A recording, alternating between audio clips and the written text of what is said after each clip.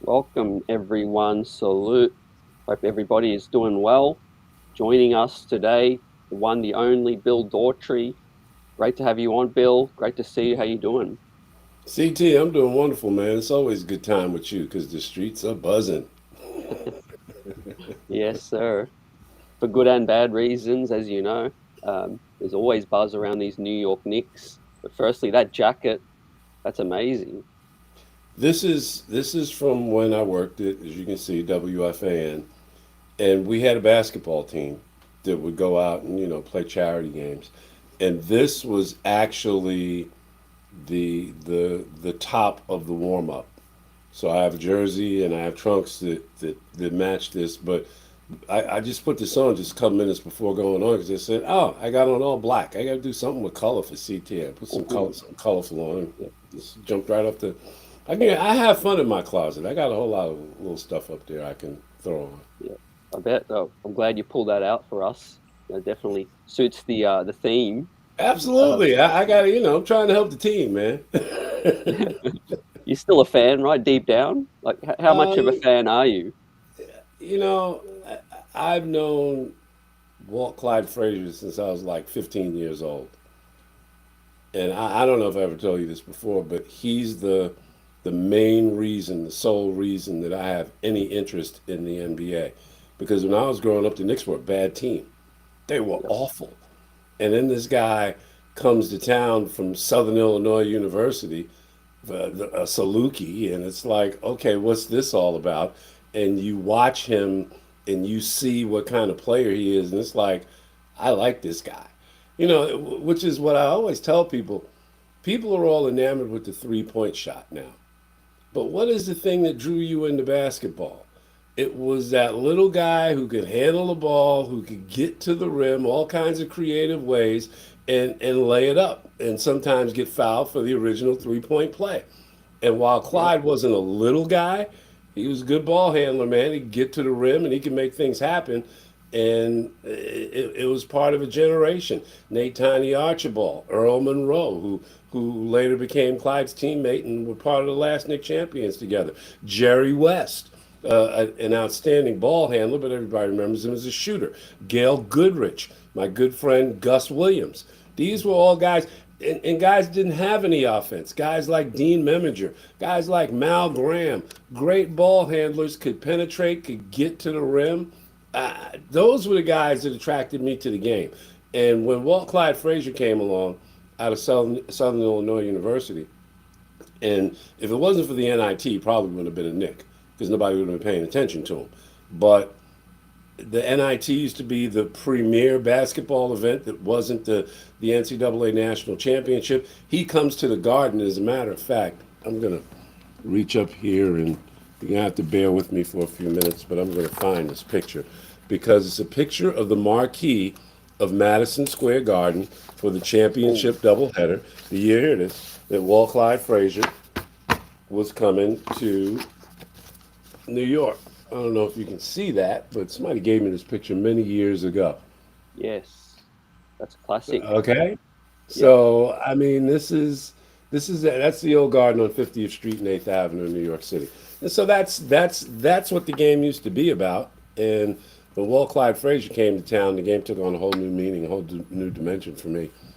Yep. And I've been a Nick fan many times over ever since. And I've spent a lot of time with Clyde because we were on the broadcast team for about 10 years, and we had a few memorable cab rides. So we've spent time together, and we've shared these thoughts. And he knows how I feel about him, and he's the reason why to this day that I even watch NBA basketball, and it's because of him I've been entertained many times over with the NBA. Yeah, that's amazing. Real origins, and everyone has a story. How they, what took their imagination and what got them, involved in this. But for me, like I said, yeah, it was the '90s, the early '90s playoff battles, and the MSG, of course, the world's most famous. Yeah, we were saying backstage, you work for you worked on the broadcast, so it's you said you're a fan many times over. So there's periods of your time where you got to tune out a little bit, and then you're back involved, again. Yeah, you asked me when was the last time I was at the Garden. I haven't been to Madison Square Garden in about 5 years. Because again, it's where I went pretty much almost every day or 2 or 3 times a week for 20 years, man. And okay, I saw the renovation. I saw the new garden unveiled when they did this back in, I guess it was 2012 or something like that. I even got T-shirts commemorating the thing. We did many videos with garden executives about, you get the model and this is what it's going to look like when we're all. So it's like, no, I spent a lot of my adult life in Madison Square Garden. And once you retire from something, I mean, we were talking with Jake Brown, who occasionally pops up on another podcast that deals with the Knicks. And Jake said to me, he says, "Oh, we got to go to a game together." Jake, pump your brakes, bro. Uh, but I know you did promise if I made the trip that we would Yes, definitely link up. So you're probably gonna make me break the streak, brother. yep, all right, no You pressure. still are you still Yep, on schedule? absolutely. Yep. All But right. Okay. win or lose, I'll have a good time. But you know what it'd feel like if I made the trip all the way there, and let's say it was the OKC game or something like that. It's like these fans, they're so passionate, but they pay so much money, and Yes, they do. it's like you do get good value watching it on MSG. I'll say that. Yeah, and there are some who have a problem with what it costs to watch on MSG. A lot of the people I talk Oh, to, they don't watch the games on MSG because they don't have a cable contract. And now, one of the things that I understand that MSG is going to do for the future is they're going to have an app just yes, for live games. And it'll be a subscription service that you'll be able to, pay X amount of dollars a month and you'll see all the games on the app as opposed to having a cable contract, a cable provider. And, communication is moving, man. It's moving in a whole different direction now, and it's not a bad thing. yeah, definitely 24/7 news cycle. And since we last spoke, it was the off season. It was the thick of the Donovan Mitchell talk, and we've been back and forth talking online about what eventuated with that situation and being happy with that. Now we're 16 games into the season now, Bill. So what has been the biggest storyline, I guess, for you so far this season? Well, I think, and this was something that we talked about when all the Mitchell talk was going on. The Nick defense was going to be a problem. And then all of a sudden, here goes Kevin Mitchell, the $15 million man. Rather, Donovan. well, not Donovan goes to Cleveland, but Mitch here in New York, Oh yeah, he sprains a knee. Quentin Grimes never gets out of the gate. He's still dealing with the effects of that left foot that was injured during training camp. And these were two guys that Thibodeau was really going to be looking to. I mean, Mitchell Robinson is their prime rim protector. You know, Grimes was the mm, guy who was going to be taking on those big guards, those shooting guards. And both of those guys get injured, and it's kind of changed the course of the season to the point where Cam Reddish has become a prime time defender. He's kind of taken Grimes' spot, his projected spot in that Nick rotation. And he's done a pretty decent job. He's been outstanding defensively. He's still inconsistent as heck on offense. You don't know what's going to. It's like they always talk about the little girl with the curl.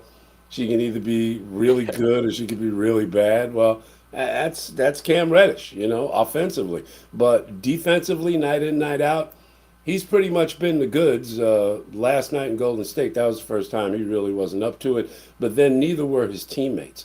It's like they were reaching for a button to get to that next level, and that button was not there.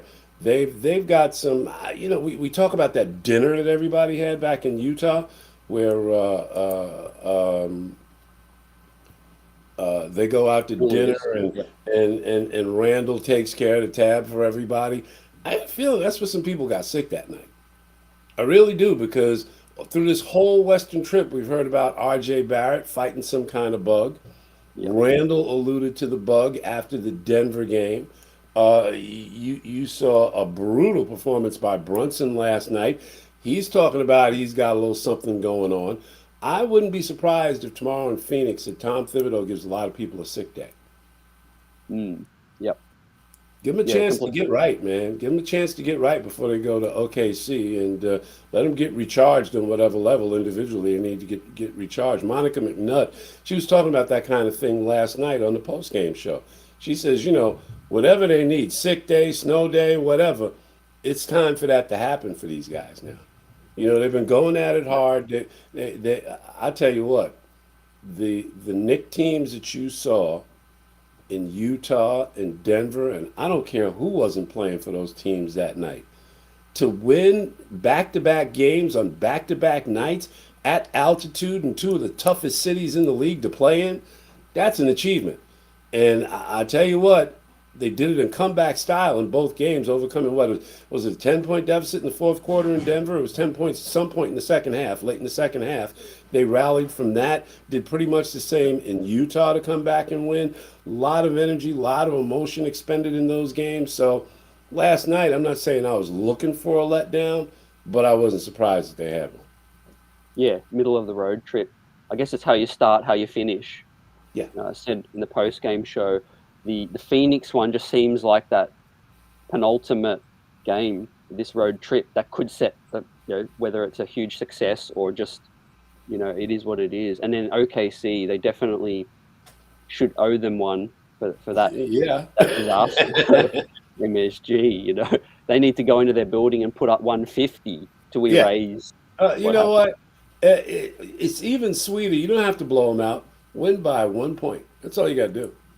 And that leaves a bigger mark. That stings even more because you spend the next few days thinking about what could have happened if, Yeah. So no, when I get my revenge as it is, I want to blow you out. I want to beat you by a Yeah. little bit, just enough so you got those questions going around in your head.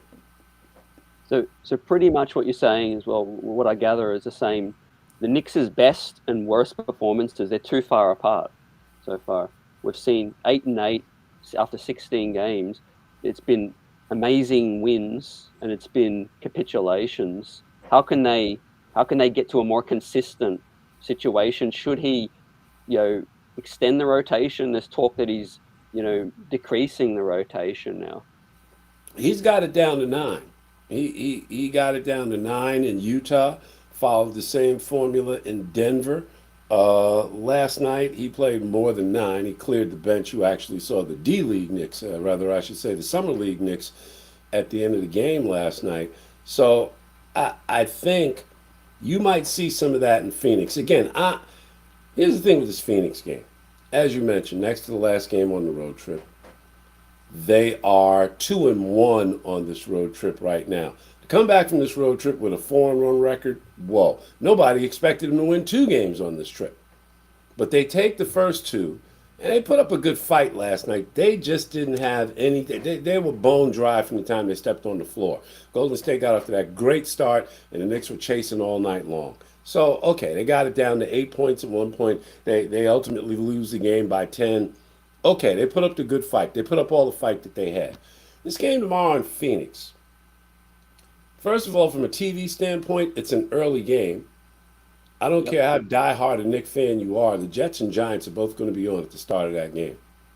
Mhm. So everybody's going to be, and I mean, their seasons now, as we get to the crucial part of the NFL season, their seasons are really something to look at. And if you want to extrapolate it out even farther, the Jets are playing the Patriots. So there's not going to be the usual crowd paying attention to this game. I mean, Knicks fans are Knicks fans, they're going to watch. Okay, but that bigger market, it's going to be compromised somewhat. You got some guys again that they're running on fumes right now, physical and emotional. A day off, I don't think it would kill anybody. And even if you take that day off, you lose this game, you're 2-2. Okay, you got a chance to finish this road trip in OKC where you got Yes. a genuine axe to grind, a bona fide axe to grind, and it's the last time you're going to see him. So maybe you kind of just store everything up, store all the nuts up for that one last game, and just kind of get through tomorrow. Whatever it is, it is. You're going to be competitive. You're not going to get blown out. You're going to play hard. You're going to try. But I think he's going to give some people a day off tomorrow. I don't have any facts to back that up. Although I am in touch with some people in positions on the team that tell me stuff from time to time. I haven't had any of those conversations today, and I don't know. I might find out something pregame tomorrow. But and even when I do, I don't put that stuff online for various reasons. But still, in Yeah. all, I would not at all be surprised if you see a slightly different lineup tomorrow, a slightly different rotation, because I think Thibodeau's found out what's going to work with this unit. Now it's a matter of when Mitchell Robinson comes back. Now it's a matter of when Quentin Grimes is ready to go every day. I wouldn't be surprised if Quentin gets some extended minutes tomorrow in this game. Agree. Yeah. Definitely. Yep. And Derek Rose hasn't really been playing much. There are players that can play extended minutes. Like you said, if yeah, I really felt like he should have sat RJ the last game, and we'll talk about RJ. Slow start every year, it seems. Fans getting on him, signed the contract. I mean, it doesn't matter if your name's RJ. If you sign a contract, you're going to be under more scrutiny. But it's Yeah, even more heightened the fact that his name is RJ Barrett. yeah. I think a lot of the scrutiny that he gets is undeserved. It's unfair. But again, like you said, when you sign on the dotted line, now he's one of the big three guys on the team. I mean, Jalen Brunson was awful last night. He was 2 for 13. Yep, And let's not forget, he first had a bad couple of game. 3 for 10s in those blowout games against Atlanta and OKC. But Jalen Brunson's the greatest thing since sliced bread, and I'm not denying it. I'm not disputing it. He has been a difference maker, if not the difference maker, on this team this year by keeping them focused, keeping them organized in big moments, by taking the ball handling pressure off of Julius Randle, allowing Julius to just go on and play his game and be something that he was a couple of years ago. But he had a pretty ratchet night last night too, although he did finish with 20 points. But still, I think a lot of the criticism of RJ is unfair. Oh, he's not a 3-point shooter. Okay, but he gets to the basket. He lays up. He's making his free throws this year. So, I That's mean, true. what's the difference if you get three from on the drive or if you get three from 20 something feet out? Three is three. And until the last couple of games where he has arguably been battling some kind of affliction, he's been as good as anybody else on this team at any spot that you want to pick. He's just under more pressure for this team, like you said. Top two, top three guy. Um, what people need to realize also is not make an excuse for RJ to, I'm evaluating as the season goes along. He definitely needs to pick things up, play to his strengths, but 16 games ain't a lot. Like it takes time to get into a rhythm. You haven't played in months. You come in, there's four preseason games now, and then you're trying to blend in with the higher usage guy with Jalen. And I really feel like they just, in terms of the coaching situation, need to run plays for RJ. And he needs to focus on getting to the cup, post ups, mid range as well, shoot the open three, but just worry about getting to what he's good at and getting to the cup, get fouled. And, like you said, he's shooting better from the free throw line. Let's see over the next 16 games. He's averaging 18 points a game right now. And that's coming off of three subpar performances for him. He's averaging 18. When the season's over, he's going to be right around 20, 21. Does he have to be an all-star? I don't care. That all-star thing in the NBA is like the franchise quarterback in the NFL. There are plenty of serviceable quarterbacks who have won championships in the National Football League, not named Brady, not named Montana, not even named Rodgers, even though he's just won one and he always finds himself thrust into the elite conversation. So again, I'm one of those guys, give me serviceable players, and I don't have a problem with it. RJ Barrett has been, until these last 3 games, as good as, like I said, just about anybody wearing this uniform. Has What do you has he think? been Has he been as explosive as you want? No. Has he scored as many points as you want? No. But then there's Mitchell Robinson, who also signed a big contract in the offseason. Where's he been for the last 3 weeks? Mm. I don't hear any rumbling about him. And Hartenstein has fallen off from what you saw from him in the beginning. Not saying that he's not worth the money. He's not worth a roster spot. He's played well. He's played well. But everybody ain't gonna be the big star every night. There's one ball. And I'm not concerned about RJ Barrett. Nowhere near as concerned as a lot of people in Nick Nation, a lot of people that are watching this broadcast are. Yeah, I think he's yeah, gonna be fine. yeah. I had a feeling, you would stick by your take, and with RJ, and it's 16 games, like I said. In terms of his defense, though, there's concerns that he's regressed a bit. What have you seen from RJ defensively? I've seen honest effort, and what is defense but effort? I mean, again, what was the conversation this summer?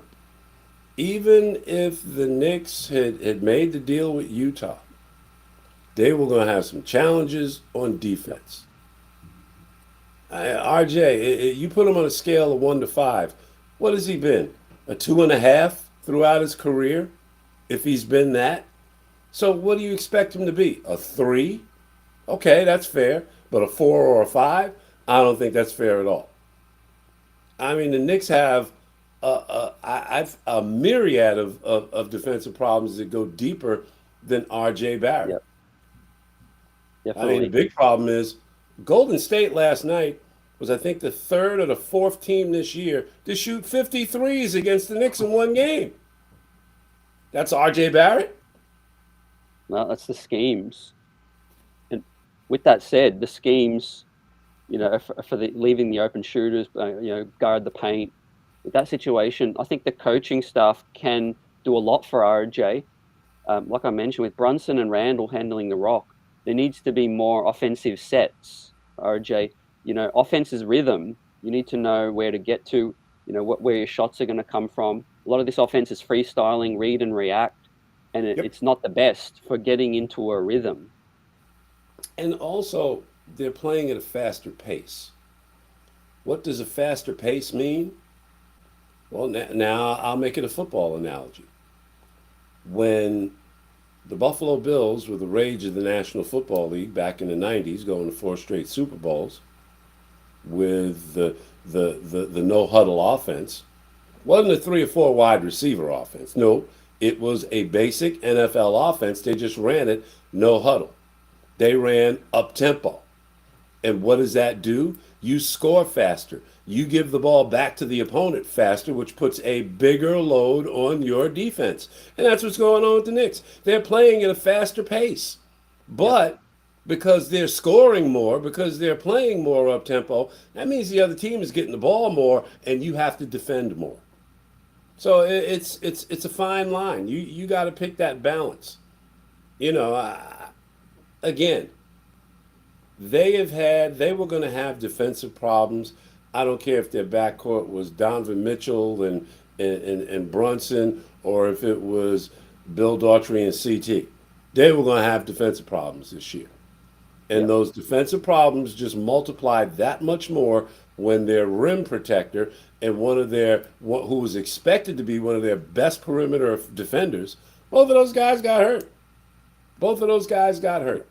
And I think what you saw a couple of nights ago in both Utah and Denver, where the defense was swarming, where the defense was moving, where the defense was closing and challenging 3-point shooters, running guys off the line whenever they could. That's the defense that's going to win for them. That's the defense that, now that Thibodeau has found somewhat of the key to it with this 9-man rotation, with Cam Reddish playing big up front. What if you were to put Cam Reddish and a healthy Quentin Grimes together in Nick backcourt? Oh, now you're talking. Okay. That's something we I mean, haven't yeah, seen. you're going to suffer on offense. You're going to suffer in some ball. But when it's crunch time, You'll have Brunson out there to handle, but when somebody gets out of hand, like Murray did the other night when Atlanta was in, like Gilgeous Alexander did the other night when OKC went crazy, like when Donovan Mitchell went nuts in Cleveland in the fourth quarter. And see, these are some of the things that I've been looking for Thibodeau to do. He'll do stuff out of desperation, but I need to see more mad scientist from him. He's got so many pieces, so many parts. There's so many ways he could put like 4, 6, 7 guys on the floor with a center. He can do that now. Yep. He's got that kind of personnel on his team. And I'd like to see him do it more. And I'm not saying that he's got to be fired or anything like that. Look, coming into this trip, if the Knicks didn't win at least a game and found themselves competitive in 3 or 4 others, then yeah, I could see the vultures circling. But right now, what he's done on this trip as a coach, the guys are responding to him, and that's the name of the game in pro athletics. If you have your Yep. players responding to you, then you're still in a good seat. I can remember a few years ago, the coach will be unnamed, where they were in Chicago and the guys were laughing in the huddle. Yep. They were getting Yep. their I remember behinds that. drilled and they're laughing in the huddle. They're not Yep. paying attention to Absolutely. anything the coach is saying. That ain't happening here with Thibodeau. It's not happening. He Yeah. still, he still has his hands firmly on this team. Those guys are playing for him. You saw it in both Utah and Denver, games that they weren't supposed to win. Come on, man. The Denver game was the first time they won there in 16 years. I don't care who wasn't playing. Yep. It was Murray a had the great ball win. in his hands in 2 big spots in the closing minutes of that game and got 0 baskets for it. Mm. Yep. It was gut check time. They came through, like you said. We're 500. I mean, going into the season, Bill, when I looked at the schedule, I'm like, okay, 16 games. Yeah, if the Knicks are 8-8, it's a tough schedule. And yeah, they got lucky with Embiid out. They got lucky with Joker out. Some of these wins, but then we also threw away some very winnable games as well. Yep. This team was Yep. penciled in by most people, everybody, to be a 500 team.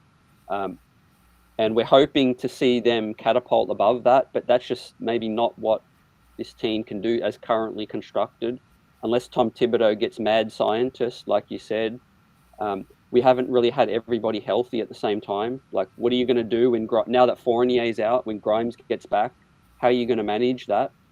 How have you evaluated Obi and Randall's minutes playing together? I mean, that's how bad it was in Golden State last night. Obi Toppin missed not one, but 2 dunks.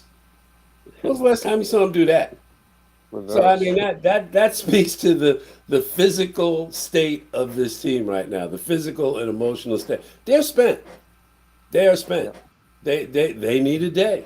They need a day, and hopefully Thibodeau gives them that. In the past couple of days, I've been reading how Portland wants to see if they could figure out a way to get to make some kind of deal because they seem to really covet uh, uh, um, Quickley. They seem to want Quickley up there. I Yep. mean, without tampering and all that, but there's been some buzz about maybe Rose. The question begs, what are you going to do with Fournier? And Fournier he's really being cool about it because one of the things the Knicks don't have is a knockdown 3-point shooter. He's that guy, but he can't figure out how to get back on the floor because the premium is not on threes. The premium is on defense. Yep. I don't care. I mean, in the NBA, everybody's on any given night, everybody is going to score 110 Go off. points. That's going to happen. Yep. Somebody's going to score that 110. Somebody, a group of guys are going to get together and score that 110. Now, what's your better value to the team? Being a part of that group or being a part of a group that's going to be able to get a stop when the game is at 106 and 106? And Fournier's not that guy. So they've kind of got to figure out what's going to happen. Everybody seems to think that the deals will come Thanksgiving, December-ish. Well, we're almost there. Yeah, I would say in another 30 days or so, you might see some yeah, changes to this roster. I mean, yeah, nothing grand, nothing sweeping. You know who the big three are. You know who the contract guys are. You know who they want to try and hold on to and build with going forward. So, I mean, Rose, Fournier, Emmanuel Quickley, who has blossomed this year, who has really blossomed in a very short period of time. He's had some brutal shooting nights. He's had oh, some awful shooting nights. yeah, But he has a 16 rebound game. He's always sticking his nose in. He's always defending. You know, he's no easy cover. You know, so I think if there's any movement, that's where the glut is. That's where something might happen, especially with Fournier and Rose, because both of those guys are valuable veterans. And you know, yeah, the minutes just aren't there for Rose. Why? Because of the growth and the emergence of Emmanuel Quickley. yeah. They would And come he's in got together contract. once upon a time. They would come in together with Obi, and they would make stuff happen because Rose was the guy on the ball, and Quickly was the two. But now it's the dynamic has changed a bit.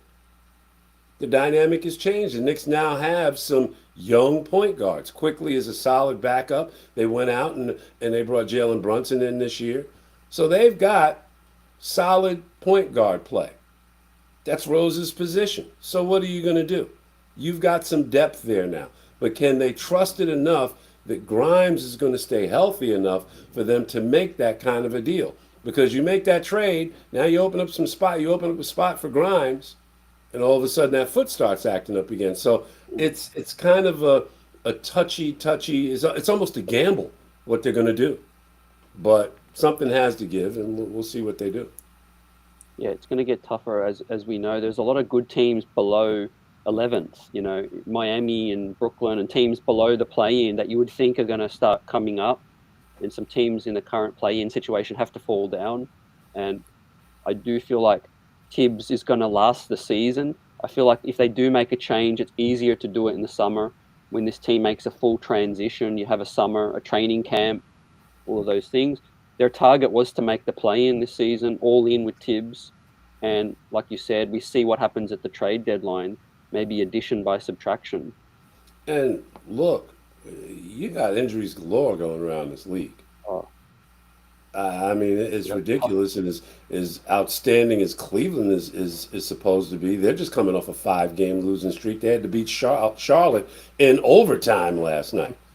So I mean, how great are they? You know, so I mean, it can happen to anybody. And now yeah. Philly's got some more injury issues.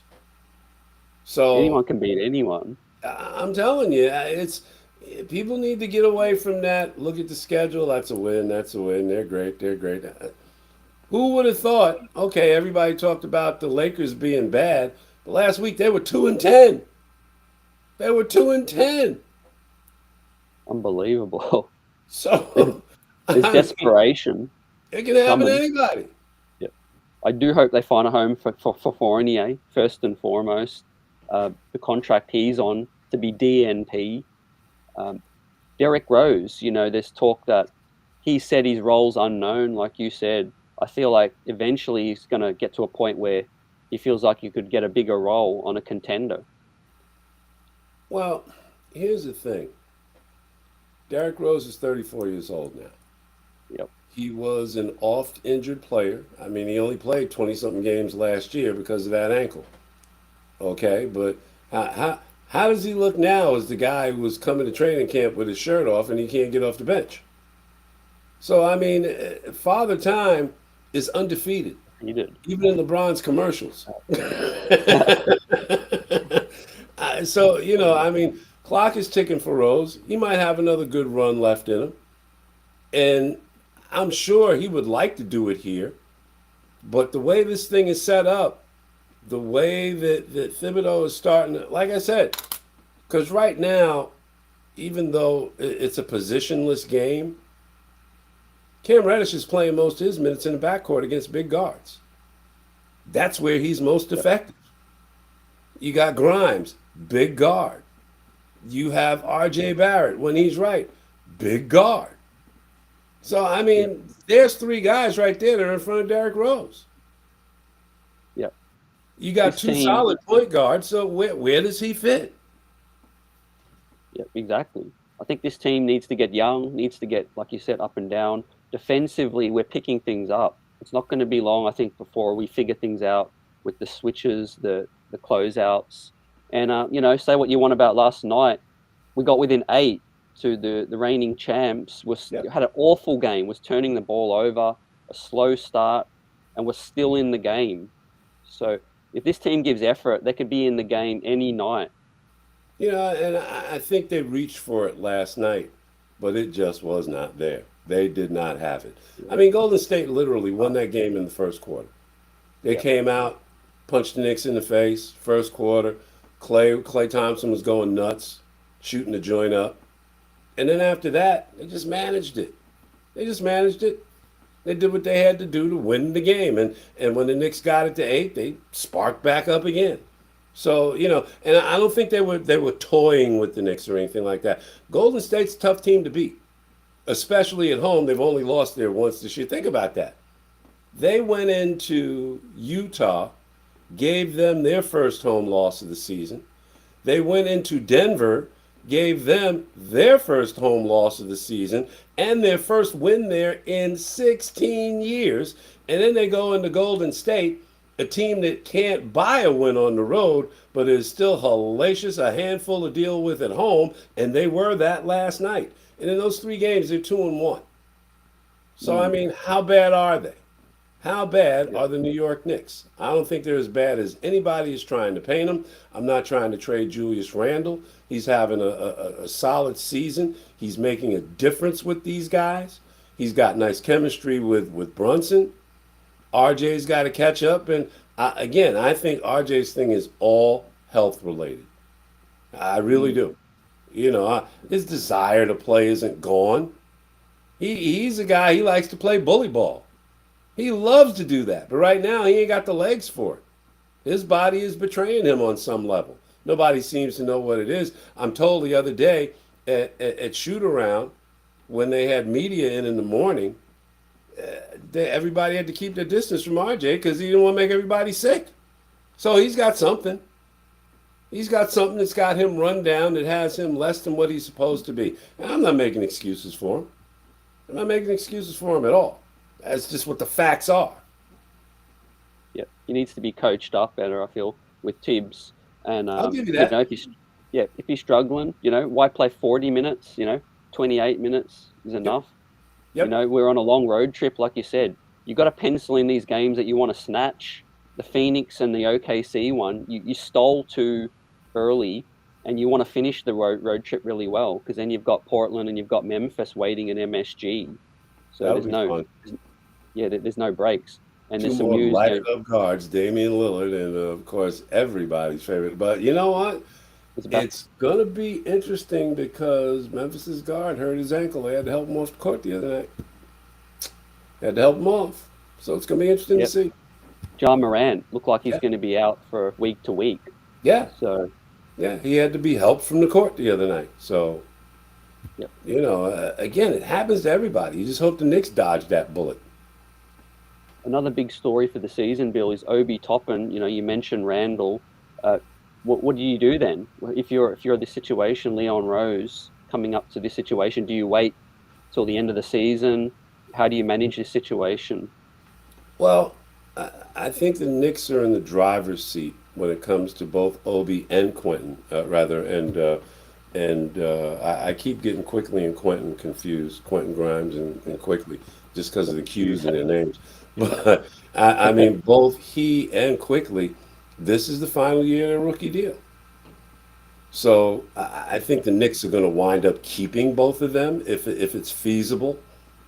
If somebody makes them an offer for either of those two players, I think they'll be listening to it.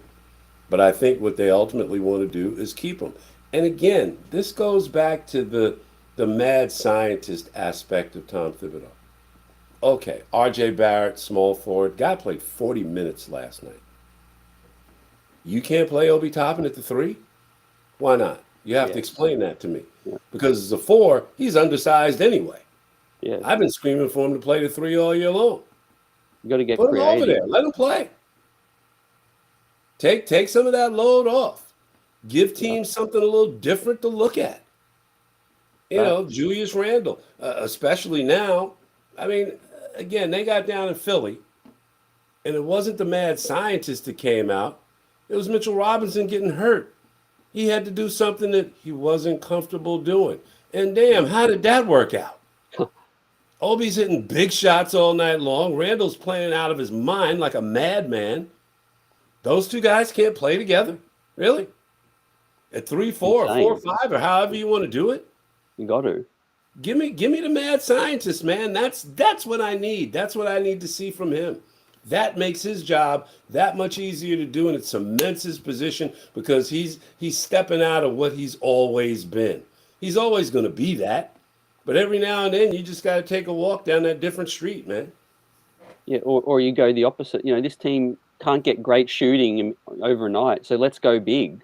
Let's Yeah, it was kind of, own the glass. Let's have Sims, Randall, and Obi. You know, it's interesting that the Knicks can be big in the backcourt and small and effective in the front court when you really think about it. yep, Because again, Grimes, RJ, Fournier, when he's shooting the ball right, they're all interchangeable at 2 and 3. yep, And if you really want to get down and dirty, you can put Grimes and RJ together in the backcourt, and I'd like to see people score on that because RJ is bigger than most guards, man. The guy is 6'7", he's 240. He's huge, and he's he's got enough post up. quicks. He can move. He Yep, can move. post He can up. move you around. So who's to Yeah, say that okay, you don't put those guys in the backcourt together for what, 10 minutes of a game?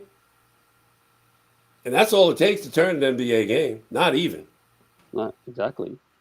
Take the other guys out for 5, 10 minutes, and you can get layups all day long. And then all of a sudden, you got a different kind of game. Yep, So again, there are so many interchangeable parts. The Celtics and they talk. And Brad Stevens talking about a positionless game. Well, the Knicks are pretty well suited to do that. yep. They're It's pretty about well suited to do mismatches. that. You You have know, to make the other team match up to you, so yes, you play yes. something different. Create mismatches. Create them. And one guy who we have not mentioned, who I got to throw some flowers his way, is Jericho Sims. Yep, He he's a has killer. shown he belongs. But I just tweeted this out earlier tonight. Mm, I, as much as he has shown he belongs, and the area I was critical on him was rebounding in traffic. When there were like three guys around him or 2 or 3 guys around him, he wouldn't come away with that rebound. He did a few times last night, which I thought was impressive. And I'll check that box for him. As he has played more, he has gotten better at that. But the rest of his game is fine. He's yep, a live body. He's active. I've always said he's not an NBA center because he's 6'8", 6'9". He's not 6'10", 7 feet.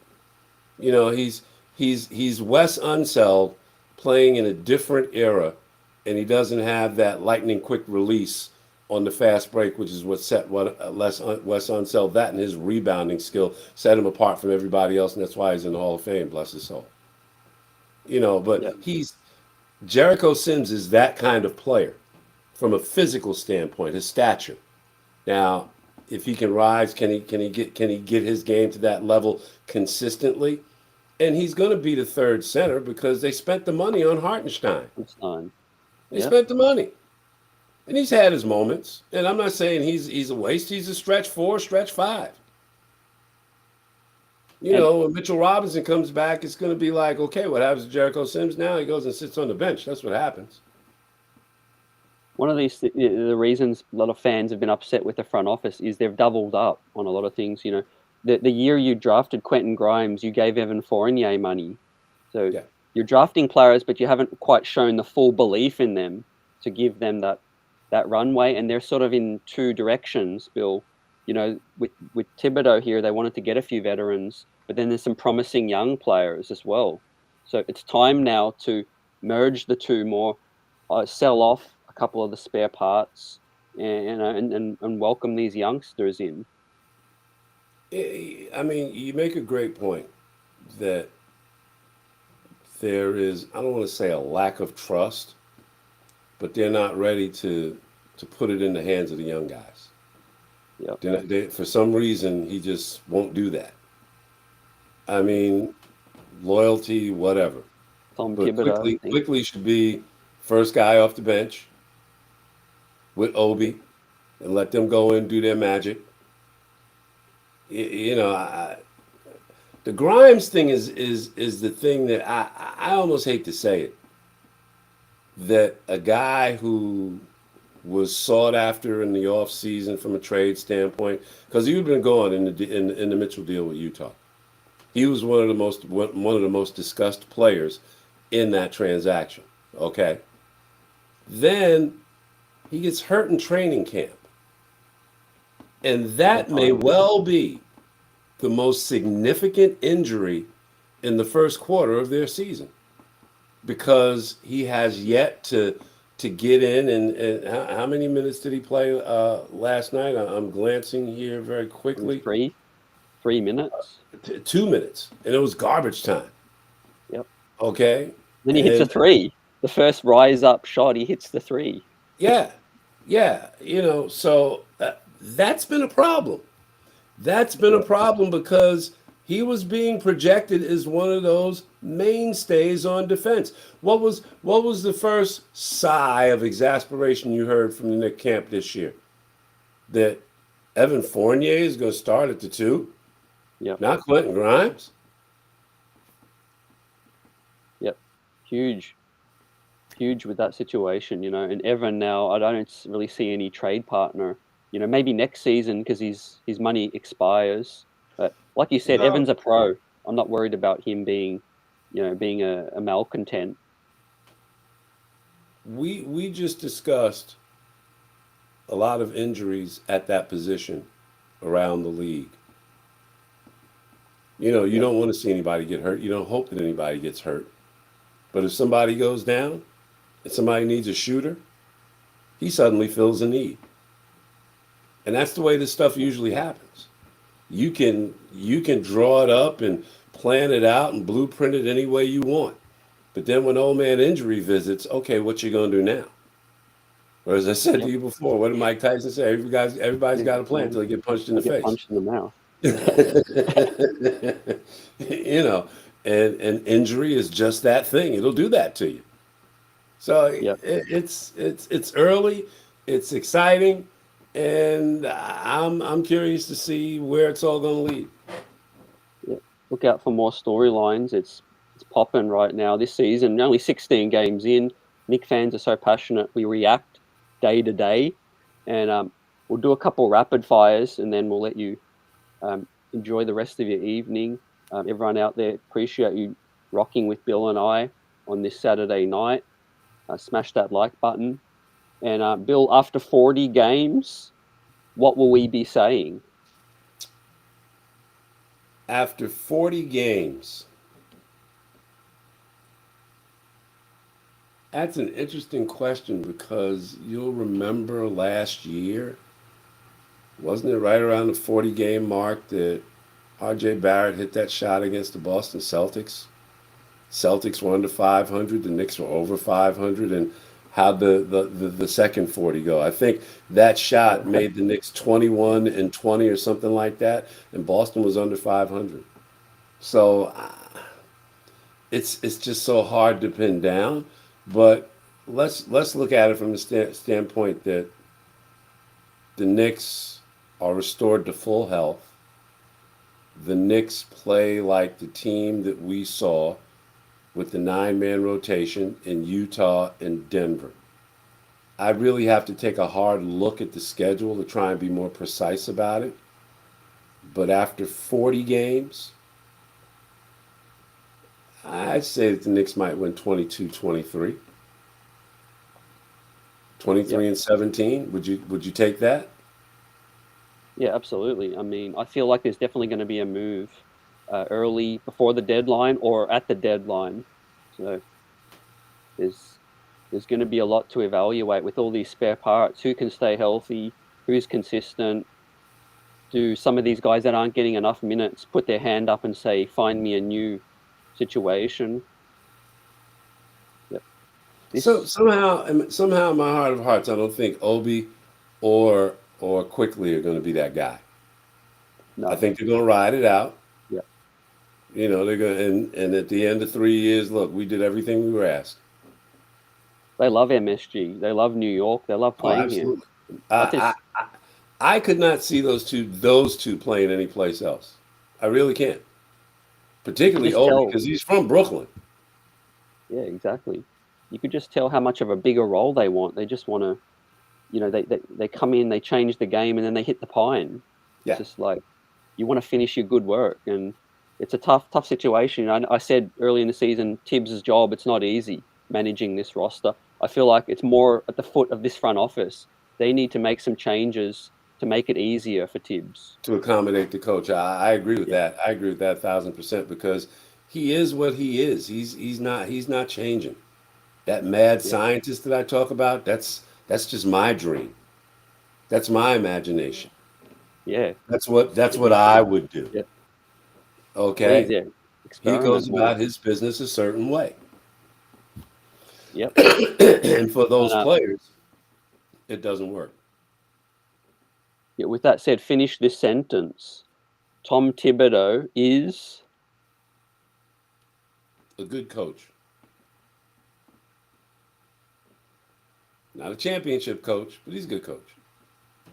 Just like they Yep. tell you, he's coach of the year a couple of years ago. He's coach of the year before that. Yeah, Buck Showalter won his fourth Manager of the Year award with the New York Mets the other day. And how many championships do he and Tom Thibodeau have as head coaches and managers? Yep. You And know, he's got a ring from being in Boston with Doc Rivers when they beat the Lakers all those years ago. But yep. that's a little different. He's got the shortcomings, the failures in Minnesota. That's when I kind of like tuned him out. I said, wait a minute, man, they gave this guy the keys to the city. He he Yeah. he had he had the combination to the vault, and he couldn't make that work. Eh, Yeah. he's come here and okay, this is season 3, and unfortunately for him, I think he's a losing streak away from losing his job. Mm. I really I do. agree. Yep. And I I agree. thought I thought this 5 game stretch was going to be the one that would be the terminator, but he's got his team to play. They've responded, and they still have a chance to come off of this 5-2 Western swing with a winning record. So Yeah. I felt like something's just got to give. Either you fire him or you make some roster moves to just make it more simple to for accommodate him. him and accommodate Yep. what he wants to do and how he wants to go about it. Yep. Yep. And lastly, in let's say in the 25th game, Mitchell Robinson and Quentin Grimes are back healthy. What's your rotation? Bill Daughtry's rotation. What do we see? If Grimes and Mitchell, I think any changes would come with the bench rotation because I mean Randall, Reddish, Robinson, Brunson, Barrett. That's not going to hurt you. It's not going to hurt you. Okay, but it's about and it's interesting that that's what the nexus, that's what the genesis of this Nick team is all about. That bench. Yep. It's good enough to be a great bench, but how do they make it great? How do they Yep. make it great? Grimes and Quickley, okay, they're going to be your first 2 guards off the bench. I like that. Grimes, Quickley, and Obi, first 3 guys off the bench. And then there's only one other spot that's going to be up for grabs. And Hartenstein looks like he's that guy. I And, still and you still have Sims around. So it's that group of 10 that's going to determine what's going to happen with this team. Yep, definitely. Yeah, Big 10, Big 15 for this You roster. You know, got to and get and, and, creative. and what they ultimately get for Rose and or Fournier, I think that's what's going to tip the scale in one way or the other. Yeah. I don't know if And that turns out to be two players in separate deals. I don't know if that's just one player. I don't know. But yep. it seems like the Rose Fournier thing, finding situations that work for them and getting something close to equal in return that works for your team, I think that's what's going to determine what this team is going to be about. Yeah. To me, the closing lineup's the most fascinating. You could go small guards, big men, mobile big men, small ball, Cam at the 4, all of that stuff. Yep, yep. And by the way, what happened again? Cam Reddish got hurt last night in Golden State, just like last year. If I'm not mistaken, that's where he hurt his shoulder last year that wrapped up his season. I think that was against Golden State. I Yeah. may be wrong. So Mus- that place just doesn't. There's no good karma for Cam in Golden State. Musical chairs. Maybe after 40 games, we'll be saying, "Oh, only if this guy can get back healthy," and someone else is. It's Well, revolving. you're gonna hear something about Mitchell Robinson, I think, in the next 24, 48 hours. With this new development with Cam Reddish, I think that accelerates Grimes' return to the lineup. Mm. And again, you get it down to 9. And I tell you what, if that happens tomorrow, that everybody gets this sick day that I'm talking about, RJ maybe doesn't get dressed. I think Julius, you couldn't keep Julius Randle out of the lineup with a pack of wild horses. Same thing with Brunson. I think Just those in the two are like, middle. where's the wall? Let's knock it down. Yeah. And that's a good thing. That's a good thing. But RJ's the one I think he needs a day, and couple that with the injury and Reddish maybe not being able to go tomorrow. I think those are the two guys that maybe get a sick day, and who knows? Maybe Fournier gets back in the lineup and lights things up in somebody's absence. Because all Yep. he's got to Yep. do is come out and hit his first 2 shots, and you know what's going to happen. Yeah. You Yeah. know, We I ain't don't. even a quarter way into the season. Yeah, I don't care if he's playing 2 or 3 or whatever. He comes out, hits his first 2 shots from distance. Now you got a mess going. Yep. Well, it's been great to get your thoughts, Bill. After just 16 games, we're not even at the quarter way mark, and in typical fashion, the fan base and the streets are buzzing. And I look forward to seeing you and chopping up this team again. Let's say at the 40 game mark. Shall we? Anytime for you, CT, just call me, bro. And I'm there for you. Yep. Appreciate you. And the chat's got love for you, and I love to hear your thoughts on this team. Again, nice jacket, and One of these you know, days, see, I'll show what I'll turn on the chat while we work. I saw some of the stuff going on at the bottom of the screen, but I yeah, really didn't look. yeah. That's right. You can catch it on replay and join the conversation in the comments. But yeah, you could follow Bill at Twitter. Was it at Silver C47? 16C7. You're the Yep. man. Elon Musk hasn't run me away yet. No.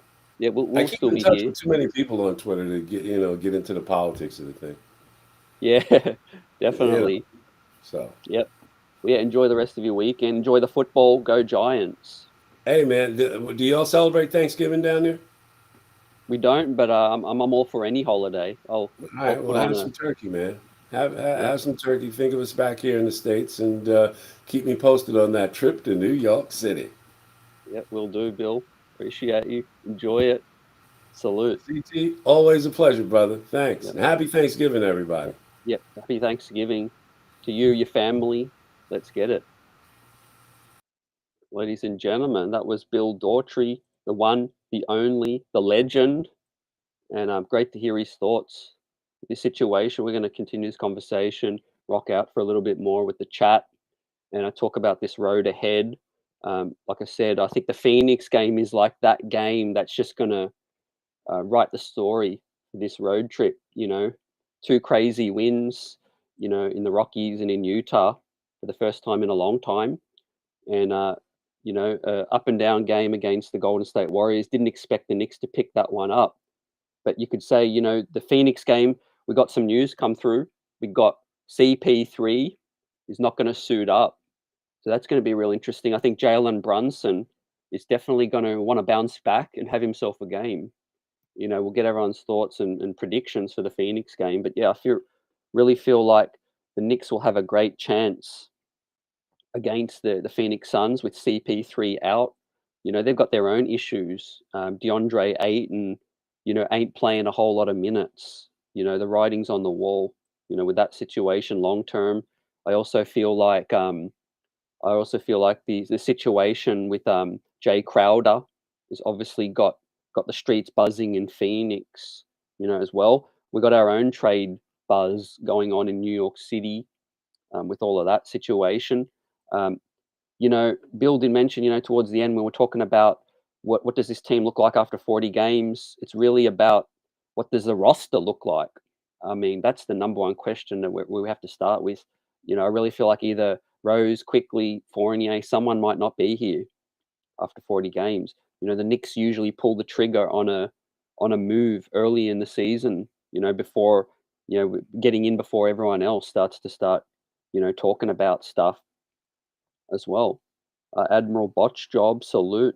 Salute to the best chat in the biz as well. Yep, Dirty Dancer. Yep, appreciate the thoughts out there supporting Bill. Great to have a conversation with him as well. So generous with his time and thoughts. And happy Thanksgiving to everyone out there as well. A great conversation. I guess to talk about where we're at after 16 games, 8-8, I would have taken it, me personally. Forget it about the roster and the type of play. If you just said CT after 16 games, the Knicks are 8-8, I would have been like, okay, I'll sign up for that situation, even though it ain't about the wins and losses. At 8-8, it sort of leaves your options open.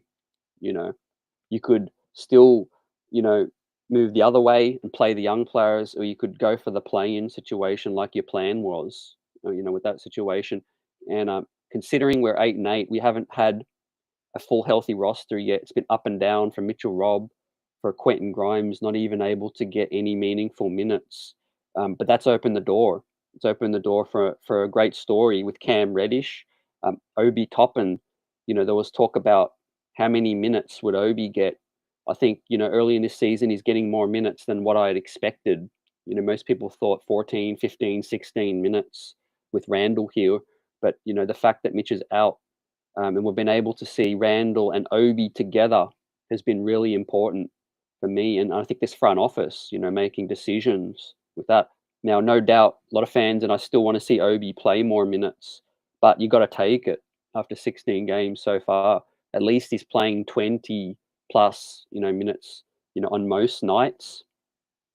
But Tom Thibodeau, you could say, has been probably the biggest story of the season so far. The fact that the Knicks had to win the first two games in, on the West Coast for this buzz to sort of quieten down says a lot. And Kaiser does say, I think Thibs gets fired by All-Star break. I definitely wouldn't be surprised with that situation. If I had a guess, I think Thibs survives the season. That's just a guess, though. I think this front office, is so closely tied to him. But of course, for that to happen, the play has to be pretty good, has to be pretty consistent. 5 bad losses in a row or 3 bad losses in a row, and that narrative, that talk is going to heighten, and ramp up, fam. But I do agree with most of you in the fact that I do think Tom Thibodeau is not the long-term solution with this team. Defensively, it's been a struggle to say the least, and offensively isn't Tom's strength either. And I think that's contributing to a lot of inconsistency. One RJ Barrett, he's obviously responsible for a lot of his struggles himself, but the coach, for me, is a big part of RJ's struggles as well. Playing him a bit too much when he's struggling, not setting, some plays for him out of timeouts. That's one thing I did want to say about the Golden State game. There was a couple of key timeouts at critical parts of the game. And when we came out of the timeout, we ended up with just a Derrick Rose contested 3-pointer. That was one of them that I made mental note. I'm like, okay, Tom calls a timeout to stem the tide.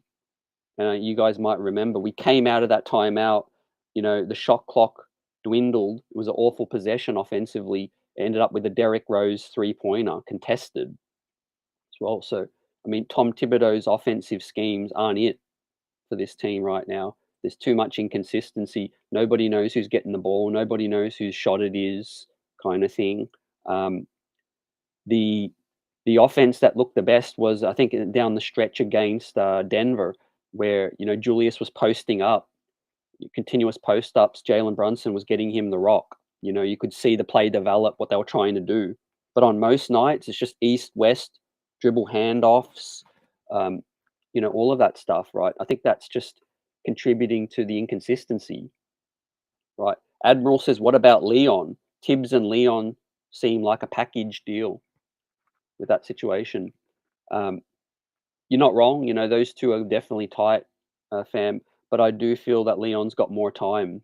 Most front office regimes get one coaching fire with that situation. I think they get one more coach fire in them, and I think Leon, I don't know if James Dolan really wants to pull the rug again from this whole regime, 3 years in. Um, Leon's built some stability with picks, and trying to move in a certain direction. I think Leon Rose has got more time, me personally, for that situation. He didn't give Tibbs a draft pick. Yep, with that situation is again, yeah, the Knicks traded out of the draft. Moving forward, that's my prediction for this regime. They're not interested in building into the draft. They're going to use these picks, and they're going to go for a veteran. With that situation, there's no doubt about it for me. Right, Jalen Brunson's still 26. Julius Randle's still 27. I really feel like they want to try to bring in a bigger name. Um, who the hell knows when that's going to happen? But I think that's what they're holding on to these picks for. With that situation, also in terms of trades, now, ladies and gentlemen, touching on that situation, I think nobody on this roster is safe, and that's my honest opinion. Leon Rose, to me, he strikes me as a businessman first and foremost. He doesn't mess around with feelings for certain players. I really feel like anyone's on the block for the right deal, including Julius Randle. That's my honest thoughts. I know there's connections with Julius and all of that situation, but this is MSG. His boss is James Dolan. I think Leon Rose wants to do this job for the long term. If you think about it, he gave up his role as president of CAA to take on this president of basketball ops with the Knicks. I don't think he's here for a cup of coffee. He's hoping that he can stick around long term, right? So, with that said, he's trying to put his print on this team, and I feel like he's going to trade anybody, And RJ Barrett definitely was in trade talks with Donovan Mitchell. With that situation, there's no doubt about it, right? There's no duck in that situation. RJ Barrett could be traded at any point. Not saying it's going to happen soon or this season, but no one's off the table for this situation. What are your thoughts on that? We're in a business. We're trying to improve this team, right? Draft picks. We've got assets to move parts and all of that stuff. With that situation, though, we're still 500, not even at the quarter way mark as well. There's been some really impressive wins coming through that we've picked up. We've taken care of some teams early at MSG. Now, where this team can improve, obviously defensively, I feel like we've seen glimpses of improvement. Yes, they're still leaving the 3-point shooters wide open, and that's killing us at times still. But it's definitely improved from the OKC and Brooklyn games. I feel like now Golden State's game, that was difficult because they moved the ball a lot. They moved the man, they cut really well, and no doubt they cut us wide open. But with the Denver and the Utah game, I feel like the switching was better, the closing out was a bit better, and I feel like the Knicks defense is going to improve. That's just my prediction. It takes a little while to get on the same page. I think that's what a lot of that team meeting that Julius call was all about. They preached accountability, ladies and gentlemen. Just players airing their thoughts. And that they've got to be more accountable for these assignments. You know what I mean? So I think that's going to continue that heightened effort to want to close out better. Now they're not fantastic defensive team. That's not going to click overnight, but I do expect that to pick up over the next 10 to 15 games, as they can watch more film and things like that. And on the other side of the floor, offensively, I've been saying I think the Knicks have definitely picked things up, scoring in the 100 to 120 range, and with that situation, utilizing smaller lineups with Randall and Obi while Mitch is out. It's going to be really interesting to see, like I asked Bill, and I really wanted to get his thoughts on what this rotation would look like, with Mitch healthy and Quentin Grimes healthy. Now, of course, it would mean Evan Fournier still DNP, probably Derrick Rose some less minutes, one might feel. I think Quickley will continue to get bigger minutes with that situation. I really feel like Cam Reddish will continue to start when he's healthy again. He's day to day. So prayers up for Cam, speedy recovery. I don't think he's going to be out too long. I mean, it was a rolled ankle. Doesn't seem like it's, too serious. Salute Jarvis. Appreciate you. Salute to the chat.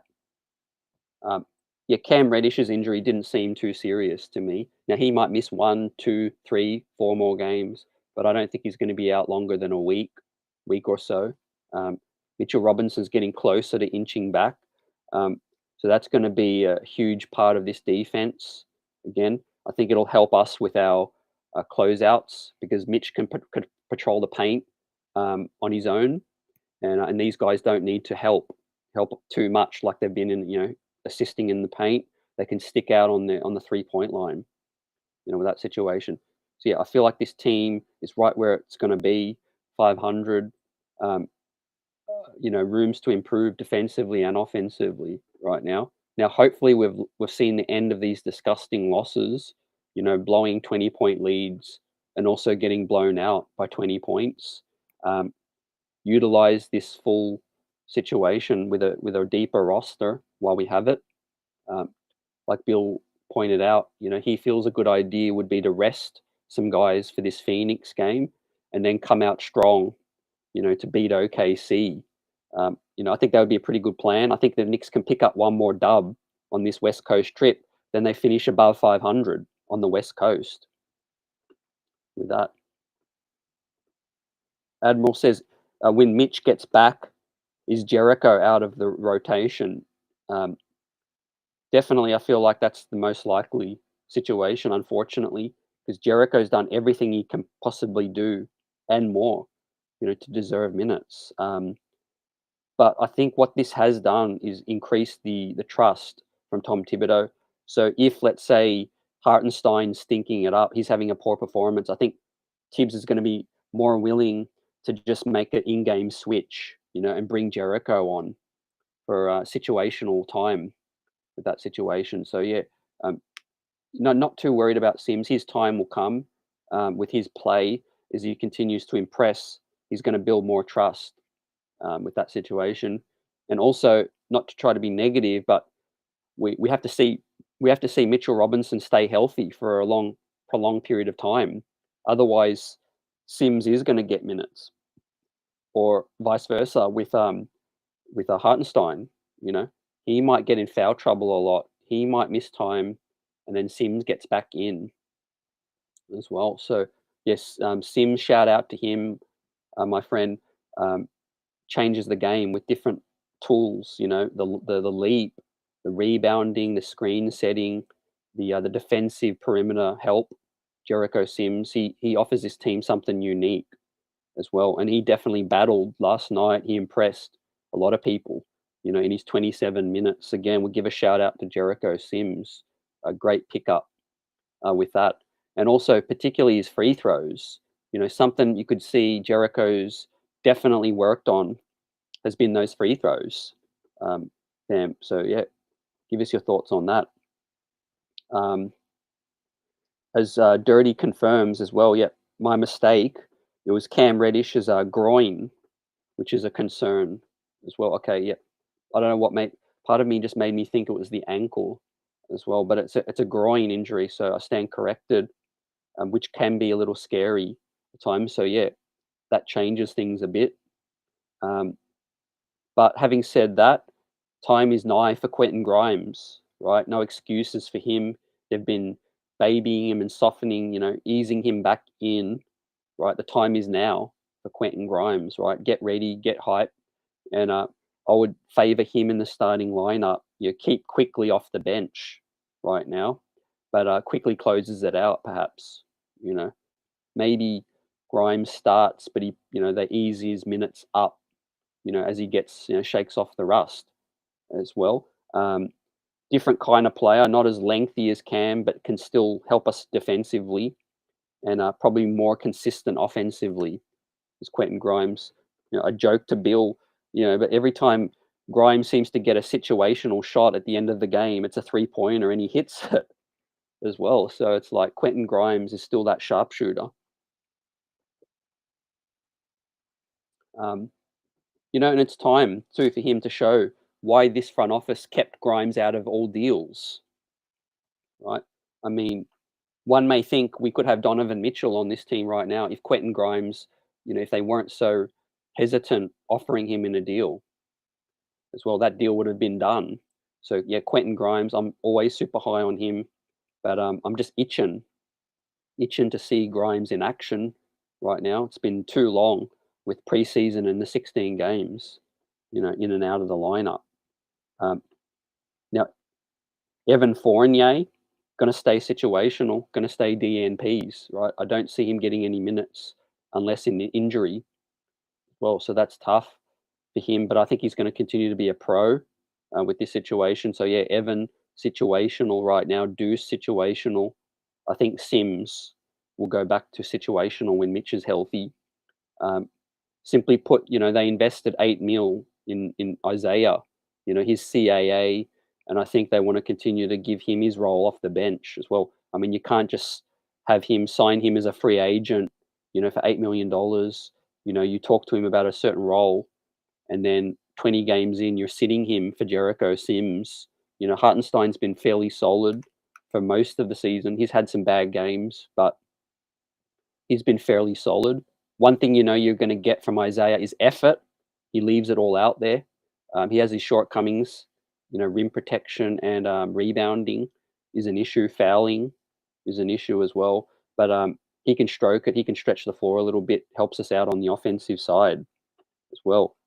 Now, having said that, our offense has picked up when Mitch has been out. So what does our offense look like when Mitch comes back? I feel like we've played faster with Mitch out. We've definitely ran up the scoreboard a bit more. With Mitch back, I think our defense picks up, but I'm yet to feel like what our offense is going to look like with that situation. We know Mitch rebounds really well. We know he's there for the putbacks and all of that, the lobs as well. I just hope we see more pick and roll, with him and Brunson, and we give him the ball. Mitch is by far our best finisher around the bucket. Even a better finisher than Obi is. Especially after the the last performance from Obi with a couple of those flashy missed dunks as well. So yeah, not doubting Mitch one bit. When he's healthy, he's a difference maker for this team. So let's see. With Grimes and Mitch back, there's only more to look forward to. I think this team gets better, no doubt about it. Hopefully Cam isn't out for too long, because like Bill alluded to, a rotation with Grimes and Cam in it, even playing next to each other, is just going to be really, really, really exciting to see. I feel like we could play some serious defensive lineups with that. Nick Yak, salute. Defense is not bad enough. We give up all that for Mitchell. Yep. After Cam hurt his groin, he stood in the game for a while. He was able to play, but someone got smart and pulled him before it got too serious. Yep. Hopefully that's the case, fam. Yep. Playing it cautious with that situation. Yeah, he's important for us in a contract year as well. Now, with that situation with RJ, I echo Bill's thoughts. RJ, my expectations for RJ have been adjusted in terms of like third overall pick, his ceiling. I really feel like RJ's probably going to be at best the third best player on a championship team in terms of his ceiling. maybe a second best player as well. I know a lot of fans want more from him, being the third overall pick. Um, there's levels to this. There's levels to this game, and that's why he did not get the supermax or the max. So people like Darius Garland and Ja Morant get the max, the supermax. Players like RJ Barrett get the contract he got, which is he's not playing up to that level yet, but it's not a bad contract. 25 mil for a player that's a third overall pick extension, 4 years is what you got to do. You got to take that gamble. You can't just let that player walk, or you can't just trade them so early, even though they tried to. So yeah, RJ is going to he's going to have time, on this contract now, and I think the only way is up. I don't think he can get any worse than where he is right now. He's at rock bottom essentially in terms of where he's been, in his career.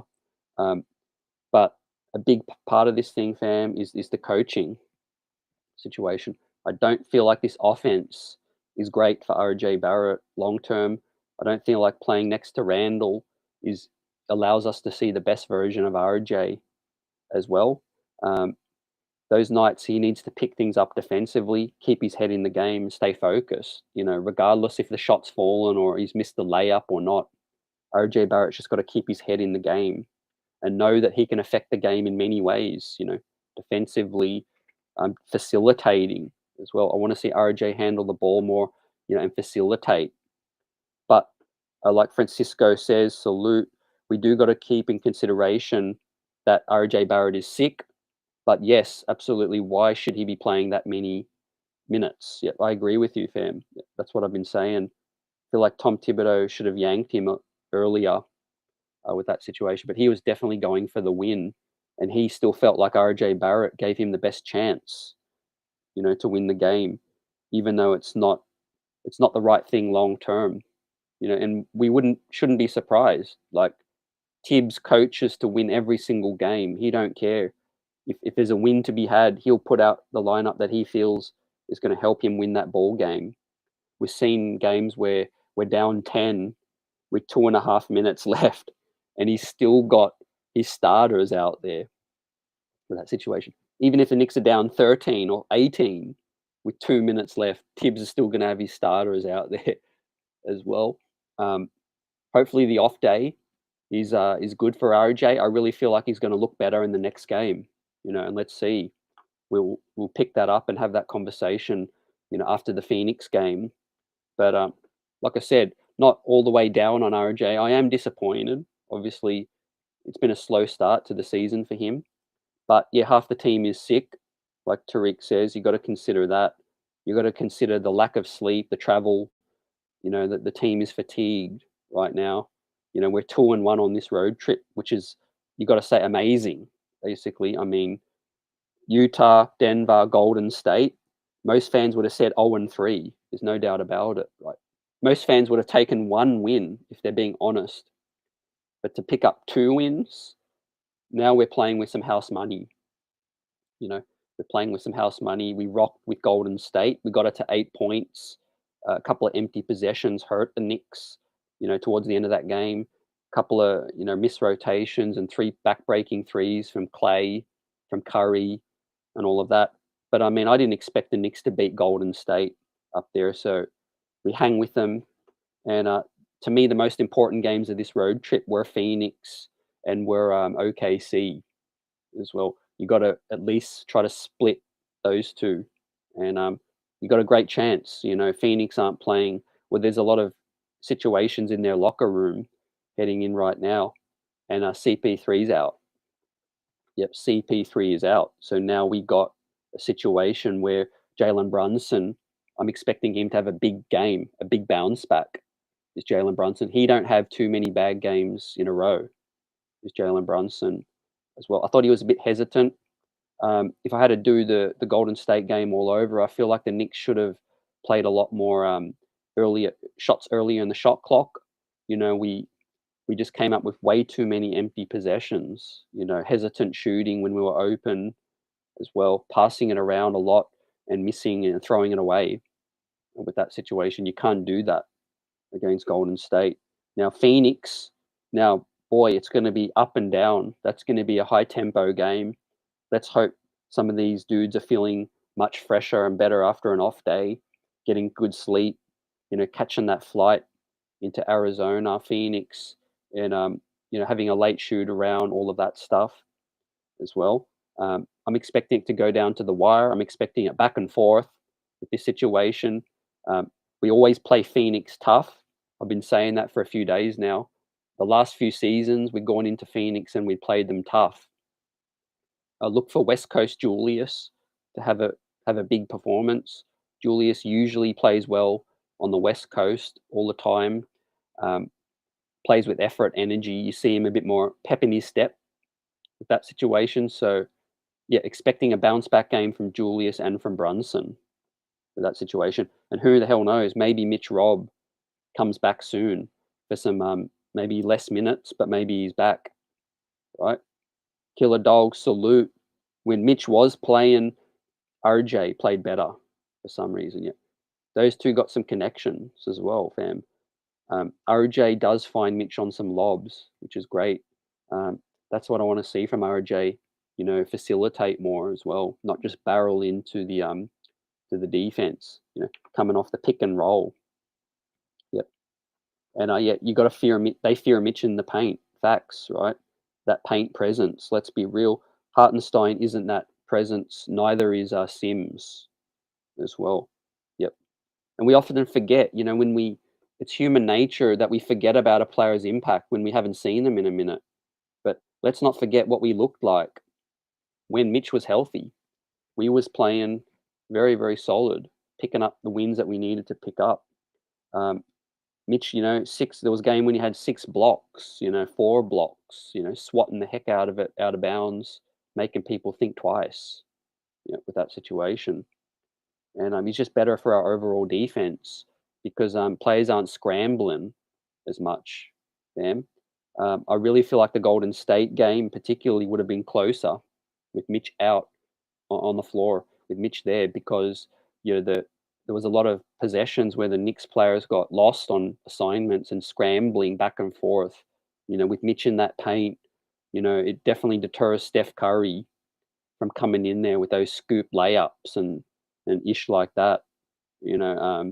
Stuff like that. You make Golden State beat you jump shooting as well, but Golden State was getting into the paint quite a bit and kicking the rock around as well. So let's hope Mitch, when he comes back, let's hope he stays healthy, and let's hope he's consistent for a minute and doesn't miss any more time because we need him. We need him to go to that next level for this team as well. But yeah, I'll be a fan of seeing Jericho Sims play more minutes. Let's say it's a game where Hartenstein ain't playing well. Don't hesitate. Just put Sims in. Don't hesitate. He gives us a lot. Plays above the rim as well. That's what you want with your center. To play above the rim. It's important for this team. Putbacks, lobs, and shot blocking. Yeah, that situation, right? And Cam Reddish, with that situation, with the groin. Let's hope it ain't too long because Cam was really building something. He was really building something. And he's part of this mini surgence on the West Coast. The Utah game, the Denver game. His perimeter 1v1 perimeter defense was definitely helpful, containing some dudes. There were some great possessions where he stuck with Steph, with Chef Curry. We saw that matchup with Cam Reddish. 1v1 that was helping us out on that. We need that. Let's hope if he's out for a longer, that Quentin Grimes is just back in and he just takes over where Cam left off, but gives us that shooting consistency. Yep, as well. Yep, with that situation. Admiral says Sims is defensive first, like Mitch. Hart is more offensive center, which we don't need as much right now. Yep. Yeah, I agree, fam. And it's kind of similar to our wings. Like each player offers something different, but none of them offer like everything we need in that one player. And that's the issue with this roster. There's a lot of double ups, but no one really offers everything we need. Kind of like, if we could put Hartenstein's little offensive floater game in Mitchell Robinson's body, we'd have our guy that can do it all. Jericho does a little bit of both, but not quite good enough offensively either, as well. So it's like all three of them offer something different, and they're plug and play basically. Per the scenarios as well. Pudge, nice in the house. Salute, we got you, fam. Hope you had a good rest out here as well. Anyone joining us yet? Bill Daughtry, the legend, rocked with us for about an hour or so, first part of the show, and we'll catch up again at the halfway point of the season. But it was good to chop up the latest with Bill. And after just 16 games, it hit me like it feels longer than that. Feels like we've at least watched 25 games. There's always so much to talk about with the Knicks and what's going on this season. It's been eventful to say the least. A lot of things. We were close to maybe Tom Thibodeau getting let go. According to a lot of people plugged in, to the situation. Now, that's a situation that's eased up. I do feel like my honest feeling is that Tom will last the season. If I'm running this thing, unless it's completely disaster time, you just put in a couple of edicts. You say what you what Tom to do, play this certain player, and you keep him for the rest of the season. It's always easier to make changes in the summer when you've got free agents coming in and out. You got movement. You could draft accordingly to the coach that you have. All of those things. Now, having said that, I'm not the biggest Thibs fan either. If he's not adapting, he's shown some ability to adapt at the moment, at the current time. But if he's being stubborn, then you might have to just do it. But I'm just sick of firing coaches mid-season right now. The one thing the Knicks got going for them is stability over all else. We see Brooklyn's mess. We see some other issues around the league. The Knicks really haven't had too many issues, in the first 16 games, knock on wood kind of thing. And we just let our play on the court do the talking, for us, right? And back to this West Coast trip. With that said, man, if we could pull out 4 out of the 5 games or 3 out of the 5 games, it would be an amazing West Coast trip as we head back to MSG to play a Portland team, which is really hot right now. I think they're playing tonight. They're playing the number 1 spot versus Utah as well. So that's going to be lit. Early hot success stories, Portland, with Dame, with Anthony Simons, and with Jeremy Grant as well, Shaden Sharp, and Hart and Nurkic as well. So they're looking nice. And Memphis, the news today is that Ja Morant is week to week. So we play them in exactly 7 days from now. Memphis at the MSG. One might think if he's sort of kind of healthy, he might not want to miss that MSG game. Ja Morant wants to come into MSG and light things up. So that bears watching, man. In typical fashion, Ja Morant will probably make his return for that Knicks game. Admiral says, I feel like Sims will grow on Thibs, right? Maybe displace Hart by the end of the year. Wouldn't be surprised, fam. Yep, he is a huge fan. Steve Kerr was a huge fan. Yep. With that situation on the broadcast, I heard Steve Kerr pay props to Jericho. Yep, with that situation. And that's what he does. He's eye-opening on the floor when you watch him. He can just do things that other centers can't do in terms of leaping ability, getting up and down, all of that good stuff. Yep. He better do something. The current is not working. Yep. Yeah, adjustments, fam. Yep, definitely. Accountability, adjustments, all of that stuff. And we go back to that team meeting. Like for the players to call that team meeting was leadership, and it's definitely straightened got this thing back on track, so to speak. Right now, it's up to them to maintain the play. It wasn't a bad loss last night, coming off 2 great wins.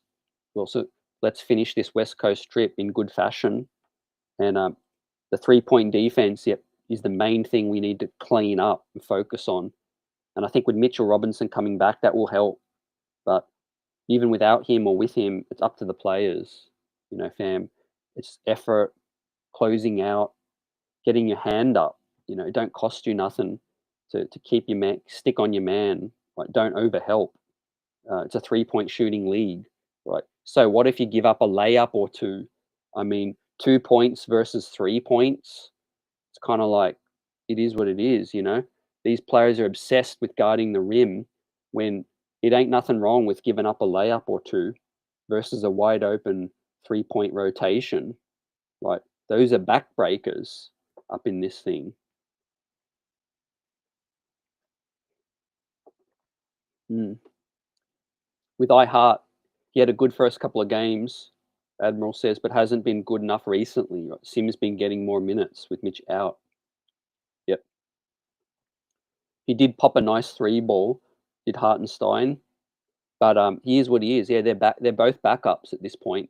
I could see a situation where he loses more minutes to Sims.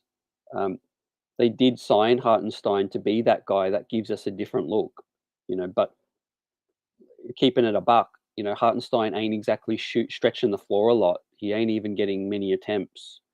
Um, if the ball gets swung around and he ends up with an open shot, he'll take it. But it ain't like we're running a set play, for Hartenstein to get a 3-point look. The usage is about the same. He's getting maybe 1.1 attempts per game from 3. That's exactly what he was getting with the last game. So, yeah, with that said, Sims gives us a lot on the glass, a lot of muscle, a lot of energy. They was getting a lot of loose ball fouls just because Jericho was in the right position, and he was hustling and muscling with that. One thing I like about Jericho is the screen setting as well. He probably sets the best screens out of all of them. He's a huge dude to get around as well. He's still learning to set those screens. Sometimes he makes a blunder and he sets it too early. In that situation, I like that roll to the bucket where RJ found him as well. That was a beautiful play. He just needs to roll harder. He's a crazy rim threat, lob threat, man. If he rolls to the bucket with force as hard as like a Draymond Green does, um, that's going to be a nice play for the Knicks. A Jalen Brunson or RJ pick and roll with Jericho, because you throw it up there literally, and teammates have said this. You just throw it up there, and Jericho's going to get it. Like provided you don't throw it up and over the backboard like some of these other Knicks have done. But you throw it up there, Jericho, Jumpman, Sims is going to catch it and throw it down. That situation, right? He's just a specimen, really, like that. You even see the teammates and the opponents sort of look at Sims like, what the hell is this kind of situation when he puts it back, over the top as well. Similar to what I said about Grimes, he's 6'5". If Quentin Grimes was 6'7", we'd be living in a perfect world. But I say the same thing about Jericho Sims. If Jericho Sims was 6'11", 7 feet with his abilities, now that would be something where it's like he's the man. If he was just that little bit taller with that athleticism, it'd be lights out with that situation. But yeah, he's 6'9", 6'10", kind of thing, with not a huge wingspan. But we play into what we got right now. He's going to have a long future in this league, that's for sure.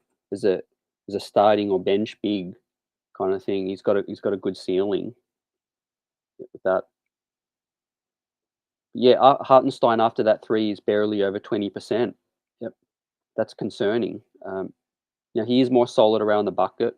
That Hartenstein floater game is still better than Sims and Mitch's, rim game with that situation. But we need to utilize Hartenstein's passing ability more. Remember, in the off season, we was getting those backdoor cuts.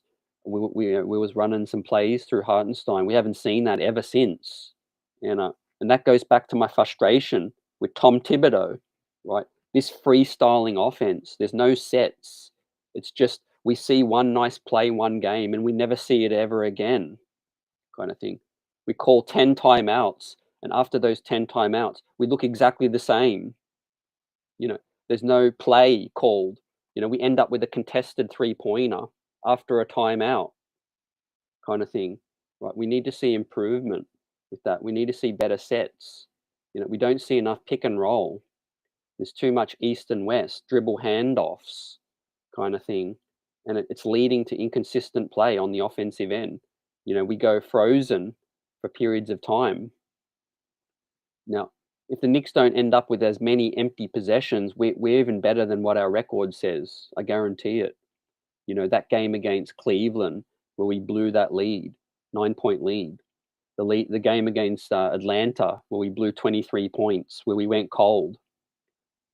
Those things don't happen if you have a set offense that, you go to your go-to guys, you get them down low, let's say Julius on the block, or you put RJ on the block, you run a couple of double screens for Brunson, just something to get a better look than just a dribble handoff kind of thing, right? When it's money time, it's money time. You put the ball in your best player's hand and you clear out the decks and you get them a better shot with that situation. So that's the inconsistency of this team, I feel like.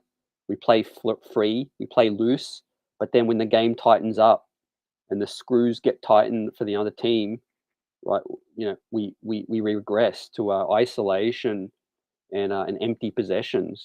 Throwing it away or a missed time screen, something like that, kind of thing. Yeah, with that situation, right? Yep. Admiral also agrees with that situation, hating the dribble handoffs. Yep. Yeah, Sims, he cut his head on the rim. Yeah, that's crazy. Yeah, with that. Yeah, also after we talk with Bill, give us your mad scientist kind of lineup, something that we're probably never going to see with Tom Thibodeau here. But tell me, chat, replay gang, put out some fun lineups that you would want to try or want to see more of with this squad. Right, with this squad, for me, there's some intrigue with a Brunson, RJ, Cam, or Grimes, Cam, and maybe Julius or another big man kind of situation. That's intriguing for me. Another thing that's intriguing is Brunson, Quickley, RJ, Cam, Obi kind of thing for crazy offense. I like that lineup as well. And then, like I alluded to with Bill, a big lineup with, let's say you've got Obi, Randall, and Mitch, or Obi, Randall, and Sims at the 5 spot as well, and just control the glass. Just don't leave no rebound for any other player with that situation. Gobble it up with that situation, and then you could go with 2 smaller guards. You could go with the Quickley, Brunson, and 3 bigger men. Yeah, with that situation. Yep, Sims dunks are huge, right? Dirty says, give me all defensive lineup with IQ, Grimes, Cam, Sims, and Mitch. Now that is a good one. That's nice. Salute, props to that. Sims can move his feet right on the perimeter. You could switch a lot while you've still got Mitch back home patrolling the paint. And then you've got Cam and Grimes that can put people in straitjacket on the perimeter. And you got IQ as well. That's a nice one. A fam, yep. And a lot of that doesn't, a lot of intrigue does include Grimes and Cam, because those are the 2 we haven't been able to see a single minute. I could stand corrected, but I don't think Grimes and Cam have shared the floor together this season. Or with RJ, the 3 of those with RJ could be crazy big as well, fam. You could sub Sims out and put RJ as a 4. And Bully Barrett at the 4 small ball lineup as well. Then you've really got switchability. You got the ability to run, and guard the perimeter, And look, RJ can guard a 4. It's going to take a huge 4 to back down RJ because he's built like a truck situation. But goes back to what Bill said. with Tom Thibodeau in this roster, there's some talent. There's some nice lineups we could see, but we're just not going to see it probably, or unless some trades come up soon, you know. But after 16 games, the kind of certain writing is on the wall with some players' roles reducing. You know, Derrick Rose has had a more reduced role from the get-go. Evan Fournier now is in obscurity, you know, with that situation. So, you know, there's a lot of opportunities for these younger players to shine now. A lot of veterans being phased out. Look, Fournier and Rose are the two of the older veterans that were signed, you know, 2 seasons ago, and it's looking like their future in New York ain't stable right now. Now, having said that, maybe they make that swing for the younger player with IQ, because he's going to be getting a lot of interest around the league. Has Obi played much together at the three? He can defend the wings, right? I don't think we've seen it too much, fam, with Thibs. I think we've seen it for a tiny bit.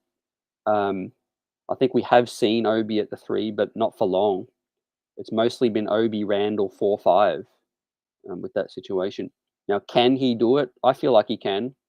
He's not your ideal starting three that you want long term, but I mean, for stretches of the game, absolutely, you should be looking at that situation again. Go big, cause a mismatch, all of that. I mean, make teams adjust to you. That's part of the NBA. And again, exactly like Bill said, you know, you only need 10 minutes of a game or less to really change the game, change the course of the game. And with that situation, every time the game swings on its head, the common denominator is that Obi is usually in the game. With that situation, he can play above the rim. He's improved defensively as well. Yeah, maybe McBride for Quickley, and I'm on board. Nick, yeah. Deuce McBride, another situation that this season so far hasn't yet to factor in. How long is it before his agent or his camp hope for another situation? I mean, I don't know if. Let me pull up the contract situations I've got actually right in front of me. So Miles McBride has a team option next year, and that's it. So he's under 1.8 million for the 23-24 season after this season, right? So that's good. Miles McBride got one more season locked up after this season, so he's not expiring at this point in time. But having said that, what's the plan? Like, what's the plan for Deuce? Right, Rowan, salute. RJ's mediocre. A lot of excuses here for that situation. He is mediocre at the moment. I'm not disagreeing with that at all. I'm more optimistic about that he's going to get to where we need him to get to right now. But yeah, he's definitely behind on his trajectory right now. We need to see more from RJ. And with that said, I'm trying not to evaluate the last 3 to 4 games. If what we're hearing is true, he's unwell. Obviously, if you play, you got to be producing. So that's on him and the coach. But we've seen it year after year. RJ starts slow. It just is what it is, right? After 40 games, we'll adjust again and talk about it. But if his play hadn't picked up after 40 games, I'll be more worried with that situation. But I think he will start to pick things up, as we go. Efficiency. I've got an issue with his handle as well. His handle needs to get tighter with that situation. It's not just about the shooting. I think RJ can learn to shorten his handle a bit. Also, finish with his right more. He's just too left-handed dominant. Treasure says line up of Brunson, Cam, RJ, Jules, and Mitch. Bench IQ, Rose, Grimes, Hart, Sims. Yep. That's a nice wing spot situation with Cam and Reddish, with Cam and RJ situation. Yep, Jules and Mitch. That's the classic lineup with that situation, and you're keeping Grimes off the bench. Yep. My prediction, if Cam didn't get injured and Grimes got healthy, my prediction was that Cam was probably going to hold on to his starting spot I think Tom Thibodeau was liking that, was going to hope for a longer look. But unfortunately, Cam's out now, so Grimes, step right up. This is your situation to shine now. They've been taking it easy on him. Now, the plantar fascia, that's something that could linger for like the whole season. Like, that might not change. That's just an injury where it's day to day. Unfortunately, maybe surgery need to be had in the off season. Let's see. But I just pray for health for everybody. Let's hope that everyone gets healthy and we could see this full roster and the weapons that we could see moving forward. Because yeah, there's a lot of weapons that we could utilize. I want to see Obi more at the 3, Obi at the 5. Um, just get creative, man. He's in a contract situation. Um, you want to know long term. Maybe you can keep Julius and Obi and play the two of them more, right? But you need to see it, which is why I put a lot of stock in this front office. It's not just Tom Thibodeau. The front office hired him. The front office is the one that's giving him the reins, letting him do whatever he wants to do. So the buck stops with them, not with Tom, right? If Tom's doing stuff that they don't like, they need to have a conversation with him first and foremost. So for what's favorable for this team moving forward. We've got contracts to think about. Tom Thibodeau's just trying to coach to win every single game, but we got to have one eye on the future. With their situation right now, we're hearing some really early trade talk, which is a sign that this front office is starting to think about what's next. With these contracts. A common theme has been that we've been making trades early in the season, and I look for that to continue. Would not be surprised if there's a move in December again, before the trade period even begins, trade deadline situation. What are your thoughts on that, fam? I really feel like, yeah, from what we're hearing out of Rose, Quickley, and Fournier, we'll probably make a move before New Year's Eve with that situation. With New Year's Eve, there's a lot of buzz this season. It's a huge draft. There's a lot of teams stacked, trying to get that edge, trying to make a move, trying to get in early. So yeah, let's see, ladies and gentlemen. So Treasure left Obi out of by accident, right, at the small forward. Grimes situational. Yep. And yeah, the ammo of this front office, like Pudge says, to look to make up that bigger trade when it comes. If it's SGA, AD, I don't know if they would entertain AD. It's interesting. KD, Cat, if one of them becomes available. Joel Embiid, maybe Booker. Who knows? I'm not fully sold on Booker staying in Phoenix long term. I mean, don't think that their window is open forever. I mean, CP3 is 39, 40 years old, right, ladies and gentlemen? It's go time for Phoenix. Best believe that. We know how quick the West comes up in the blink of an eye. Memphis is coming.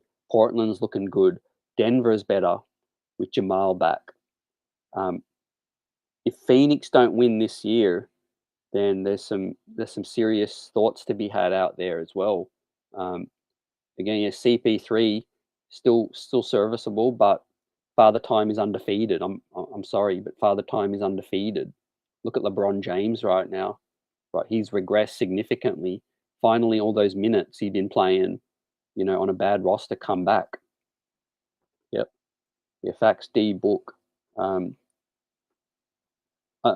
Rest assured, it's all speculation, 100%. There's nothing to back this up.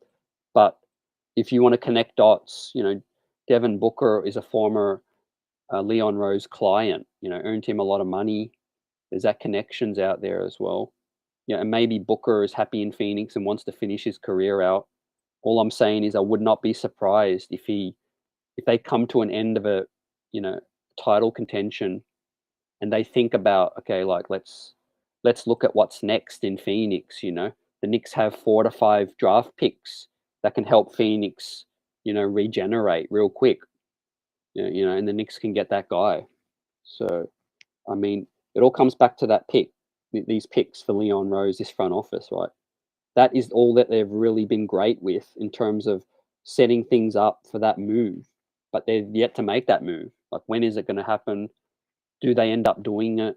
All of those things, They didn't get the Donovan Mitchell thing done, which I'm not mad about, but that seems like where they're going. Nobody's off the table for this team for the right trade, whether it's Julius, RJ, probably Brunson is the most safe guy because he just signed. He's 26. He matches multiple timelines with that situation.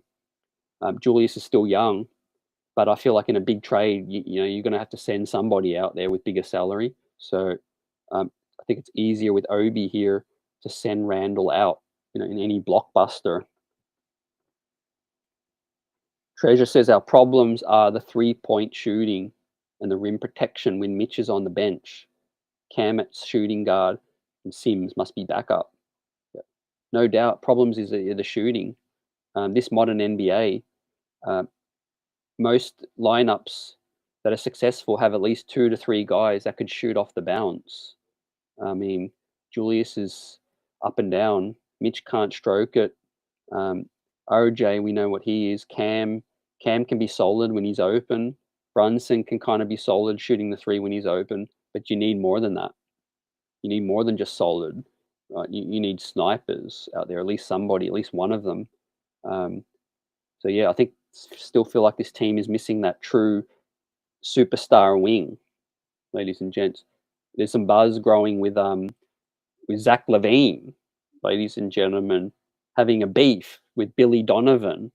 Let that sink in, ladies and gentlemen. Zach LaVine gave some crazy quotes talking about, the coach benched me. I don't like it. I don't agree with it. Coach didn't have me finishing it out. So, I mean, I penciled in the Bulls to be a team that underachieves this season. They're spending a lot of money. They went all in with Nikola Vucevic. They've got Lonzo Ball that's in and out of the lineups, always injured. And then you got Zach LaVine trying to carry that team. Yeah, so that's interesting. Yep, one could think he's interested in LA. Facts. Pudge. Yep, I think he's a Cali guy. Maybe they could send back Russell Westbrook with those 2 picks. But yeah, man, I don't know what the Lakers are going to do. Right, they're so low down. Their record is so bad that it's not even worth trying to make that big swing. I feel, and kill their franchise's future with those 2 picks. There's already a chance that the New Orleans Pelicans could have, a top 3 pick for the Lakers, man. If they end up with Scoot Henderson with the Lakers pick, man, Lakers pods are going to be buzzing with that situation. Lakers spaces going to be crazy, man. The New Orleans Pelicans could get rich and get richer with that situation, right? Brandon Ingram, Zion, Scoot Henderson, or imagine Wembanyama with that. So, I mean, LeBron James has absolutely decimated that situation, right? The Lakers are desperate. They're stuck in no man's land right now with an aging LeBron who could ultimately, end up wanting out and going to Cleveland or something, going to Portland or Phoenix, that situation. There'll always be that cat link, I think, as well. Maybe after Thibs goes, maybe that link with Cat as well. Dirty says Lakers should just trade Russ for 3 serviceable guys with years left. Do not trade more picks. Yep. Sort of, go half in, which is try to make an upgrade for Russ. Russ is expiring, but not include the picks. Yeah, that's something they could do. We all know what they should do. Just trade LeBron James, right? You could get a king's ransom and, replenish the stock, fill the cupboards up again and be the new sexy baby Lakers, all over again in a great draft. I mean, they gave away Brandon Ingram. They got them a championship, so I guess it paid off. But boy, did Anthony Davis and LeBron James age quickly with that situation. They got no dynamic guard as well, no dynamic guard play, which is kind of like the 13-14 Knicks. Like, we've seen this before on Knicks Nation, Knicks Streets is buzzing. Pop that like button. we've seen a team with like Stoudemire and Melo, but no good point guard. Right? You need good guard play. You can't just have AD and LeBron handling the rock all the time. Who's going to run the offense? That it don't matter how good your big men are. You need a guard that's going to get them the ball in the right spot. So, I mean, 39-year-old LeBron James can't be your ball handler facilitator for 40 minutes a night. Anthony Davis, can't move as well as he used to for that situation. So yeah, just chopping up the Lakers and that situation, that's crazy. But yeah, I mentioned to Bill tonight as well, the East, I was looking at the standings and we got a lot of good teams below the play-in situation. So this standing in the East is going to round itself out after 40 games. Washington's pretty decent. Miami's struggling, but you expect them to pick things up or make a move. Brooklyn, they're getting Kyrie back. Let's see what happens there. But we kind of know the bottom of the East. It's going to be Detroit. It's going to be Orlando, and it's going to be Charlotte with that situation, right? Then what comes after that is going to be any of the other teams: Chicago, Knicks, Miami, Washington, all of that. But yeah, it's going to be Detroit. Cade Cunningham. There's talk today. He has a fracture, which ain't good. Prayers up for Cade.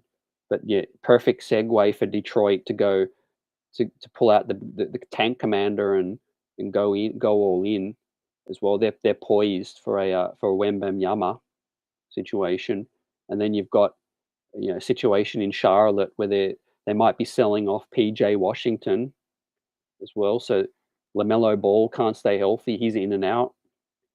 Perfect for Charlotte to just go into the draft again, and Orlando, they're looking real promising.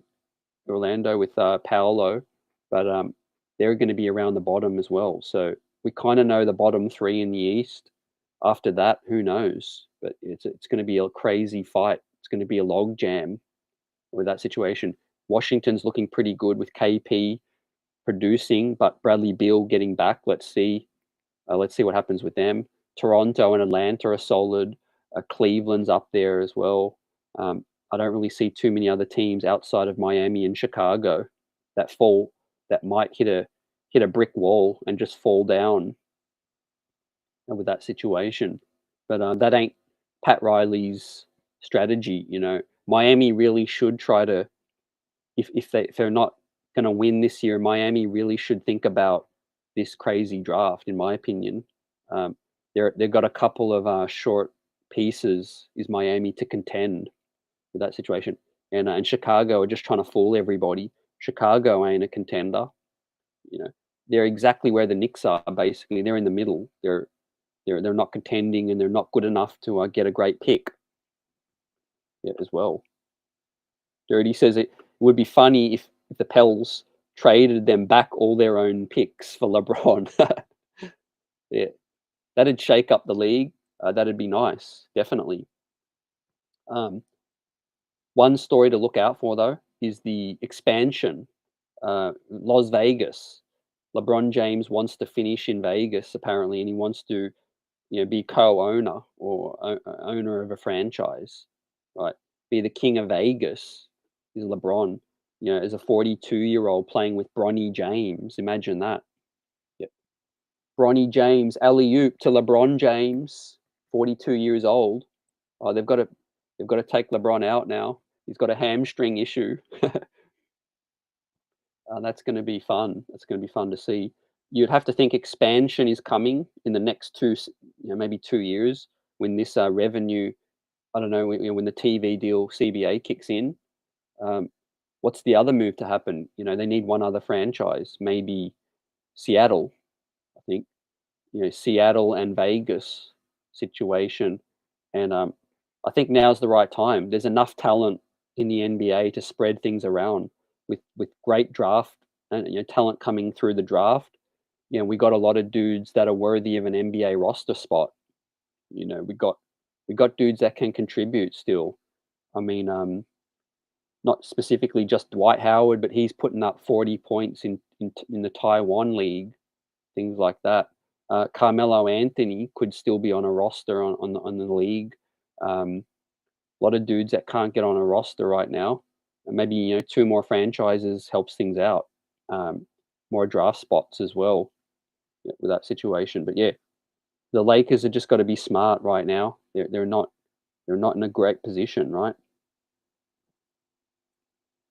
Sherwin, what's good, fam? Do you think we as talented as Charlotte or Chicago when healthy? When healthy, definitely better than Charlotte. I feel our roster is Chicago. I think it's probably on par in terms of talent. Maybe a little bit below Chicago because they got that real all-star right now with Zach LaVine. Yeah, but I agree that the Detroit Orlando are coming. Yeah. Treasure set on point too. Still, we are doing good because the schedule is rough, right? Yep, absolutely. A lot of doubters had the Knicks below 500. Best believe that after 16 games. I mean, killer West Coast trip. Let's face it. If we didn't beat Utah and Denver, we would be like we would be a few games below 500 with tough games coming up. So we definitely strike at the right time, and we're still good to be at 500. That's for sure. And then there's some games we should have won. You know, Atlanta up 23, Cleveland up 9 as well, closing things out. Right. Philip, salute. Appreciate you. What's good? Yep. Hope everybody's rocked out, enjoyed the show with Bill.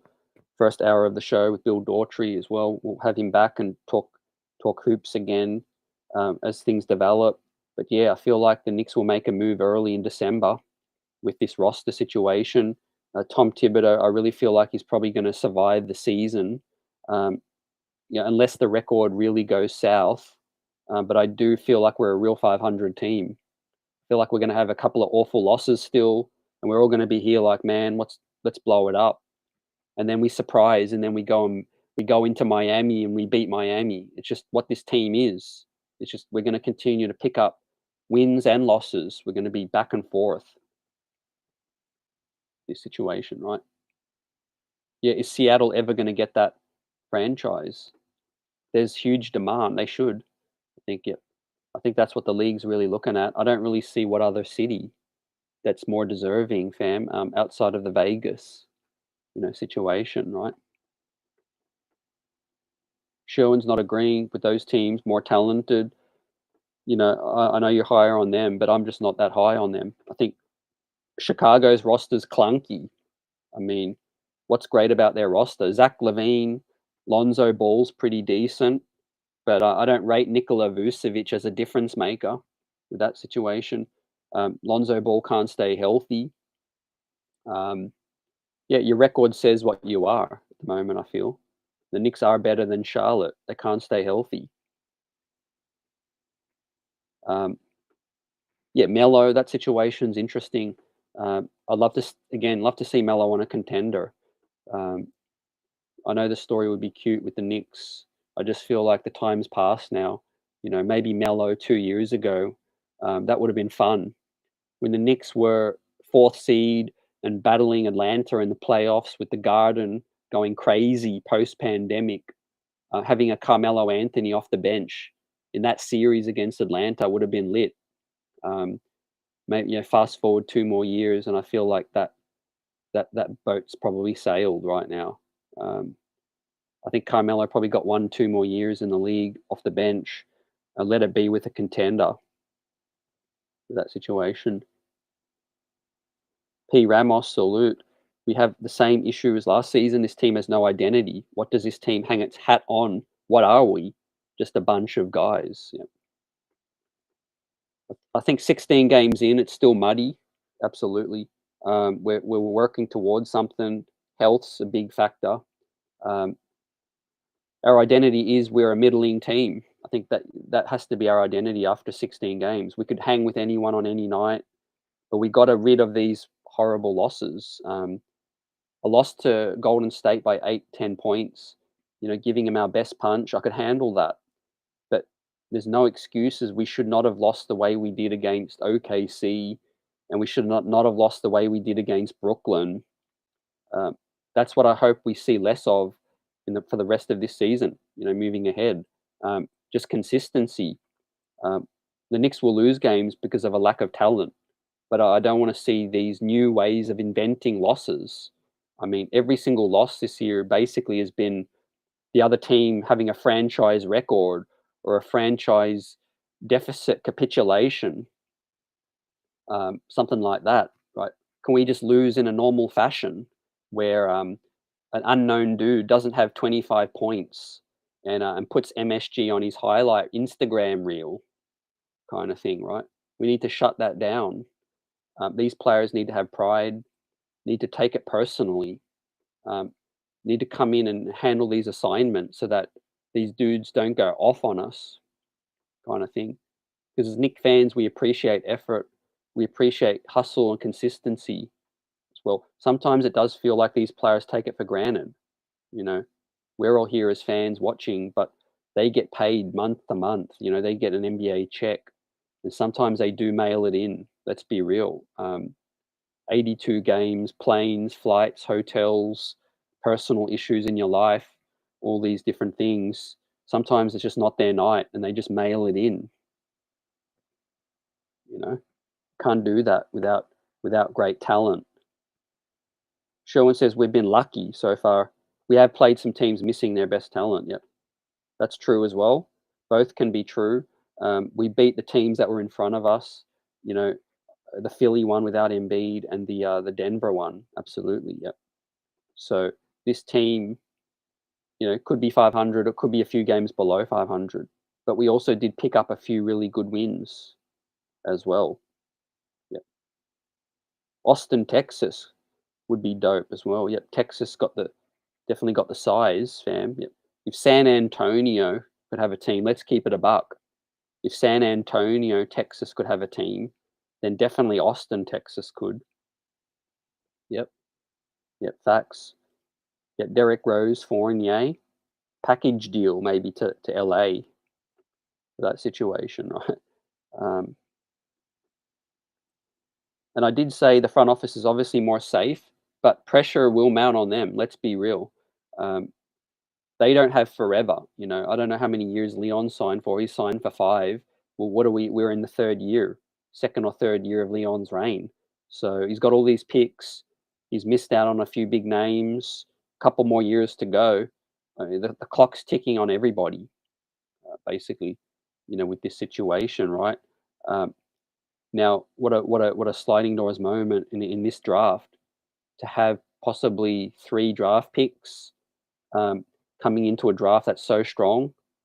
The Knicks going to have to do something on draft night, recycle them, push them forward, make a big splash, but they're going to have to do something, right? So my sights are set on that situation. Do we make a big move this trade deadline to go all in, or do we just ride it out? Just ride this season out and make some bigger changes, in the off season. I know you could look at it either way. I think a lot of fans feel like we're in no man's land, we're in purgatory, and I also can feel like we're playing with house money, as in there's minimal expectations. The Knicks could still pull the rug out and make a huge move. They've got the assets to do that. Does this front office have the capabilities of doing it? Is it going to become available? That's a wait and see situation, as well. But certainly there can be some good moves had addition by subtraction, I feel like. And in terms of the coach, the coach has got to be the first move to happen if things go south, no doubt about it. I think this team can definitely look better with a different coach as well. I'm sick of the timeouts and the no play calling situation. Our roster is not really playing to its strengths. We're not a 3-point shooting team, but we're trying to shoot as many threes as we can, and play fast. So I feel like this roster could be coached better to its strengths. Well, we're not utilizing the mismatches we could have as well. We're not pick and rolling enough as well. Enough post up play with Julius. With that situation, we can post RJ up. When he's struggling, Yeah, there's a lot of different things we could do. Look forward to the game tomorrow as well on Football Sunday. Happy Thanksgiving to Nick Streets buzzing out there. Smash that like button, and health and blessings to everybody out here. Hope everybody has a fantastic weekend ahead, whatever it is you do, and appreciate the support. Great conversations had, and we'll go on after the Phoenix one. We'll chop it up, but yeah, a big chance to finish this road trip riding high.